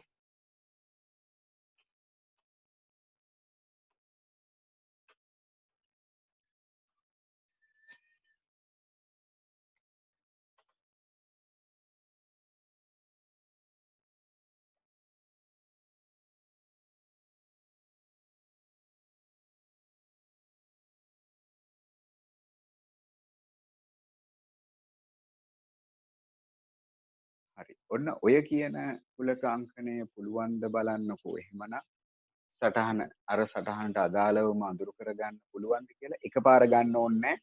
අර මං කිව්ව විදිහට කොටස් දෙකකට කඩලා වෙන වෙනම පැති දෙකකට දිශා දෙකකට අඳුරු කරලා ඒ අනුව තීරණය කරන්න ඒ අඳුරු කරපු ටිකේ කොයි පැත්තද කොයි ටික ගැනද මේලයක් ගැනද ඡේදනයක් ගැනද අහන්නේ කියලා.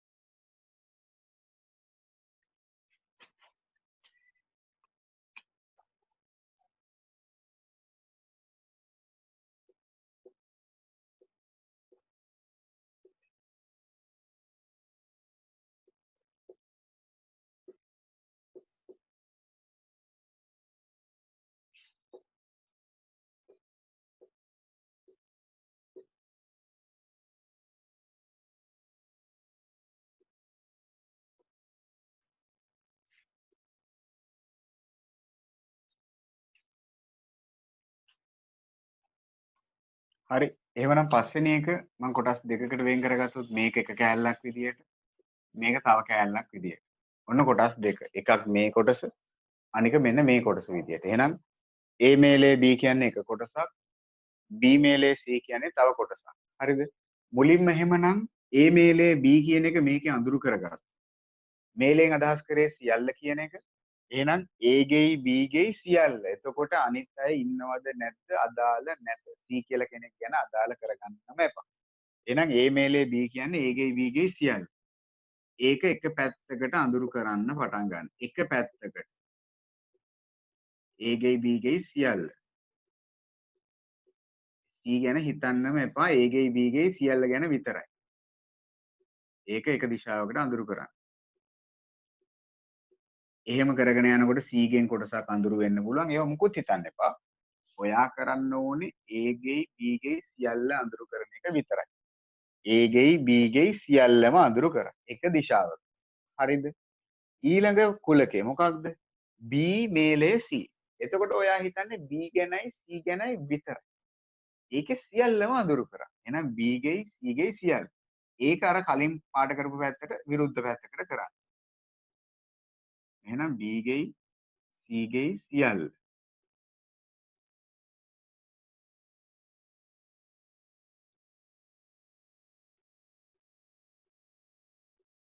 B ගෙයි C ගෙයි සියල්ල.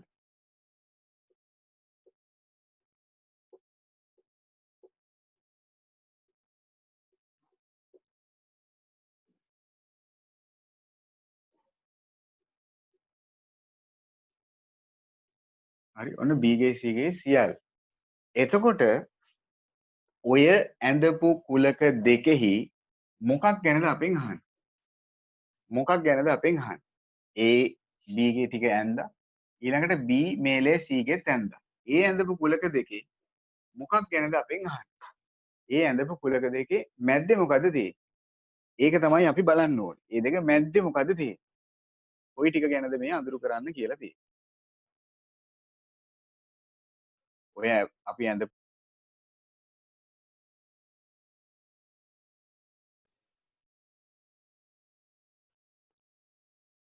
අන්න හරි. එහෙනම් කොයි ටික ගැනද මේ අදහස් කරන්නේ? ඔය අපි ඇඳපු කුලක දෙකේ මොකක් ගැනද? ඡේදනයේ ටික ගැන. ඒ කියන්නේ කොයි ටිකද බලන්නකෝ ඡේදනය වෙලා තියෙන්නේ ඇත්තටම. කොයි ටිකද බලන්නකෝ ඇත්තටම ඡේදනය වෙලා තියෙන්නේ. හරි රූප සටහන හරියට ඇඳ ගන්න ඕනේ. ඒකයි මම කිව්වේ. පැත්ත හරියට අපි මුලින්ම අඳුරු කරද්දි ඒ ගහන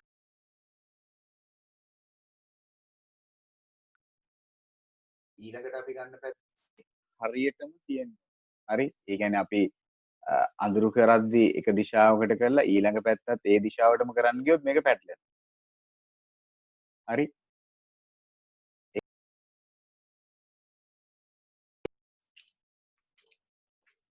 එහෙනම් ක්‍රොස් වෙලා තියෙන ටික කියන්නේ හොඳට බැලුවොත් මෙන්න මේ ටික එනවා. මේ B රවුමම එනවා. ඊට අමතරව මෙන්න මේ කෑල්ල එනවා. එහෙනම් මෙන්න මේ ටික.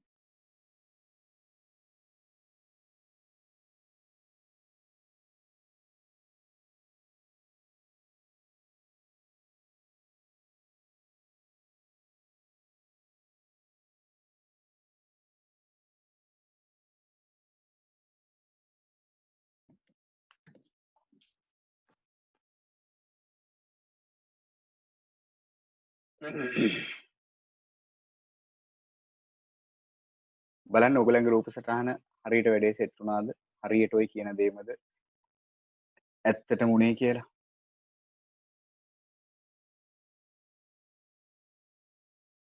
හොඳයි වැඩේ අල්ලගෙන තියෙන සමහරක් අය. අපේ නිවින්දි කෝ මිනිහා මොකෝ කියන්නේ? කොට එකපාර හිතෙන් කරන්න යන්න නම් එපා මුලින්. මම නම් කැමතියි හැමෝම රූප සටහන් දෙක ඇඳලා කරගෙන ඊට පස්සේ ටිකක් විතර වයසට ගියාට පස්සේ අත්දැකීම් ටිකක් ලැබුණාට පස්සේ හිතෙන් ගන්න යනවට. මුලදිම කරලා වැඩේ වණ කරගන්න එපා. අච්චරුවක් කරගන්න එපා. පිළිවෙලකට කොටස් දෙකකට කඩලා ඕන දැන් බබාලගේ විදියට මම කියලා දුන්නේ. කොටස් දෙකකට කඩලා වෙන වෙනම පැති දෙකකට පාට කරලා හරි මේලය නම් අඳුරු වෙලා තියෙන සියල්ල කිව්වා. ඡේදනයේ නම් ඒ මැද්දේ තියෙන එහෙම නැත්නම් ක්‍රොස් වෙලා තියෙන ටික විතරක් කියලා ගන්න කිව්වා. ඒක පටලව ගන්න නැතුව. හරි. ඔන්න අද දවසේ කුලක පළවෙනි කොටස අඳුරු කිරීම දක්වා. ඉන් පස්සේ දැන් අපිට ඊළඟ දවසේ බලන්න තියෙනවා කොහොමද ඔය කිව්ව කුලක අංකනයන් ටික අනුව වෙන් රූප සටහන ආශ්‍රිත ගැටලු බලන්න කියලා. හරි. නෑ පේපර් එකේදී දෙකම ඇඳලා පෙන්වන්න ඕනේ නෑ සයරු. අපිට පුළුවන් එකක් විතරක් ඇඳලා පෙන්වන්න. හරි. අර මම කොටස් දෙකකට කඩලා හැදුවේ එකක් කටු සටහනක කරගන්න කටු සටහනක කරලා හරි රූපේ විතරක් ඇඳලා තිබ්බට ගැටලුවක් නැත. අවශ්‍ය කොටස විතරක් අඳුරු කරලා තිබ්බට කමක් නැත. හරිද? මෙන්න මේ වැඩේ කරලා තියන්න කුලක යටතේ. හරි.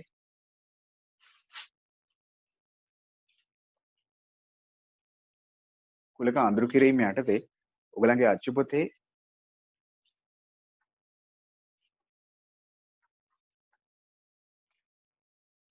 පිටු අංක 120 තියෙනවා අඳුරු කිරීම ටිකක්. හරි ප්‍රදේශ සෙවීම් ටිකක් තියෙනවා 24.1 24.1 පිටු අංක 120 ගණන් තුනක් තියෙනවා ඔන්න ඔය ගණන් තුන ඇඳලා තියන්න අඳුරු කිරීම ටික විතරක්. හරිද? ඊට පස්සේ ඊළඟ දවසේ අපි කතා කරනවා මේකේ දෙවෙනි කොටසේ දැන් කුලක කොටස අවසන් වෙයි. කොහොමද වෙන රූප සටහන ආශ්‍රිතව අපි දවස් 3ක් කරමුකෝ. ඒ දවස් 3ේදී මේ කුලක වැඩේ අවසන් වෙයිති ගොඩක් විට. හරිද? අද කරපු ටික අද හෙටම ඉවරයක් කළා දානවා නම් හොඳයි. සෙන්සුරාදා කට්ටිය උත්සාහ කරමු සෙන්සුරාදා පන්තියේ සාමාන්‍ය පරිදි කරගෙන යන්න. ඒ අතරතුරේ ඔන්ලයින් පන්තියක් මම වෙලාවක් දාලා කුලක ටික හැම කරගෙන යන්න. හරිද? පන්තිය තුල ජ්‍යාමිතිය කොටස් ටික ඉදිරියට යනවා. ඒ අතර ඔන්ලයින් පන්තිය තුල මම කුලක ටිකයි සම්භාවිතාව ටිකයි කරන්න හිතුවා. ඕකටත් කියලා මේ වැඩේ දිගටම කරගෙන යමු. හරි? එතකොට කොටස හරි ඉවර කරගන්න පුළුවන් වෙයි එහෙම. හරිද? වැඩේ පැහැදිලිද දැන් කරන්න කිව්ව ටික? හෝම්වර්ක් එක තමයි ආපහු කිව්වොත් 24.1 පිටු අංක 120 අච්චුපොත. අඳුරු කිරීම ටික මුලින්ම තියෙනවා. අන්නේ අඳුරු කිරීම ටික ටක් ගාලා කරලා දාන්න. මම ඉක්මනින් ඊළඟ දවසේ මම කියන්නම් මේකේ දෙවෙනි කොටස කරන්න. හරි? ගෲප් එකේ මැසේජස් ටික ඒ නිසා පොඩ්ඩක් අවධානයෙන් බලන්න, අවධානයෙන් ඉන්න. මම ටක් ගාලා ඊළඟ දවසත් කියන්නම්. හරි? සෙන්සුරාදා පන්ති කරන්න බලාපොරොත්තු වෙමින් ඉන්නේ. මොකක් හරි ගැටලුවක් වුණොත් විතරක් නැති වෙයි. හරි පන්තිය තුළ ජ්‍යාමිතිය කොටස් ටික ඉවර කරගෙන යමු. අඟහරුවාදා කට්ටියටත් ලබන අඟහරුවාදා වෙද්දී ගැටලුව සමතයකටපත් වෙලා තිබ්බොත් අඟහරුවාදා පන්තිත් තියෙනවා. හෙට රාත්‍රියේ එහෙමනම් 9:45ට අපේ පේපර් ක්ලාස් එකේ වැඩෙත් තියෙනවා. ඒක ගැටලුවක් නැහැ. පේපර් එක කරලා තියන්න. සාකච්ඡාව පටන් ගමු. වැඩි වෙලාවක් යන්නේ නැහැ. ඒ නිසා පැය එකමාරක් වගේ යද්දි පේපර් ක්ලාස් එකේ සාකච්ඡාව නම් ඉවර වෙනවා. වැඩ ටික ටක් ගාලා ඉවර කරලා තියාගන්න. මොකක් වෙයිද කියලා කියන්න බැරි. හරිද? හරි එහෙනම් වැඩේ අදට නවත්තන්නම්. වැඩ ටික ටක් ගාලා සම්පූර්ණ කරලා තියන්න. මම ඉතා ඉක්මනින් දෙවෙනි දවස ගන්නම් කුලක යටතේ කරන එක. මම දවස ගැන දැනුම් දීමක් ඉස්සරහට කරන්න. හරි? එහෙනම් හැමෝටම සුබ දවසක්. අහන් හිටියට ස්තුතියි එහෙමනම්. හරි එහෙනම් මම නවත්තනවා මේ වැඩේ. උත්සාහයක් මලට.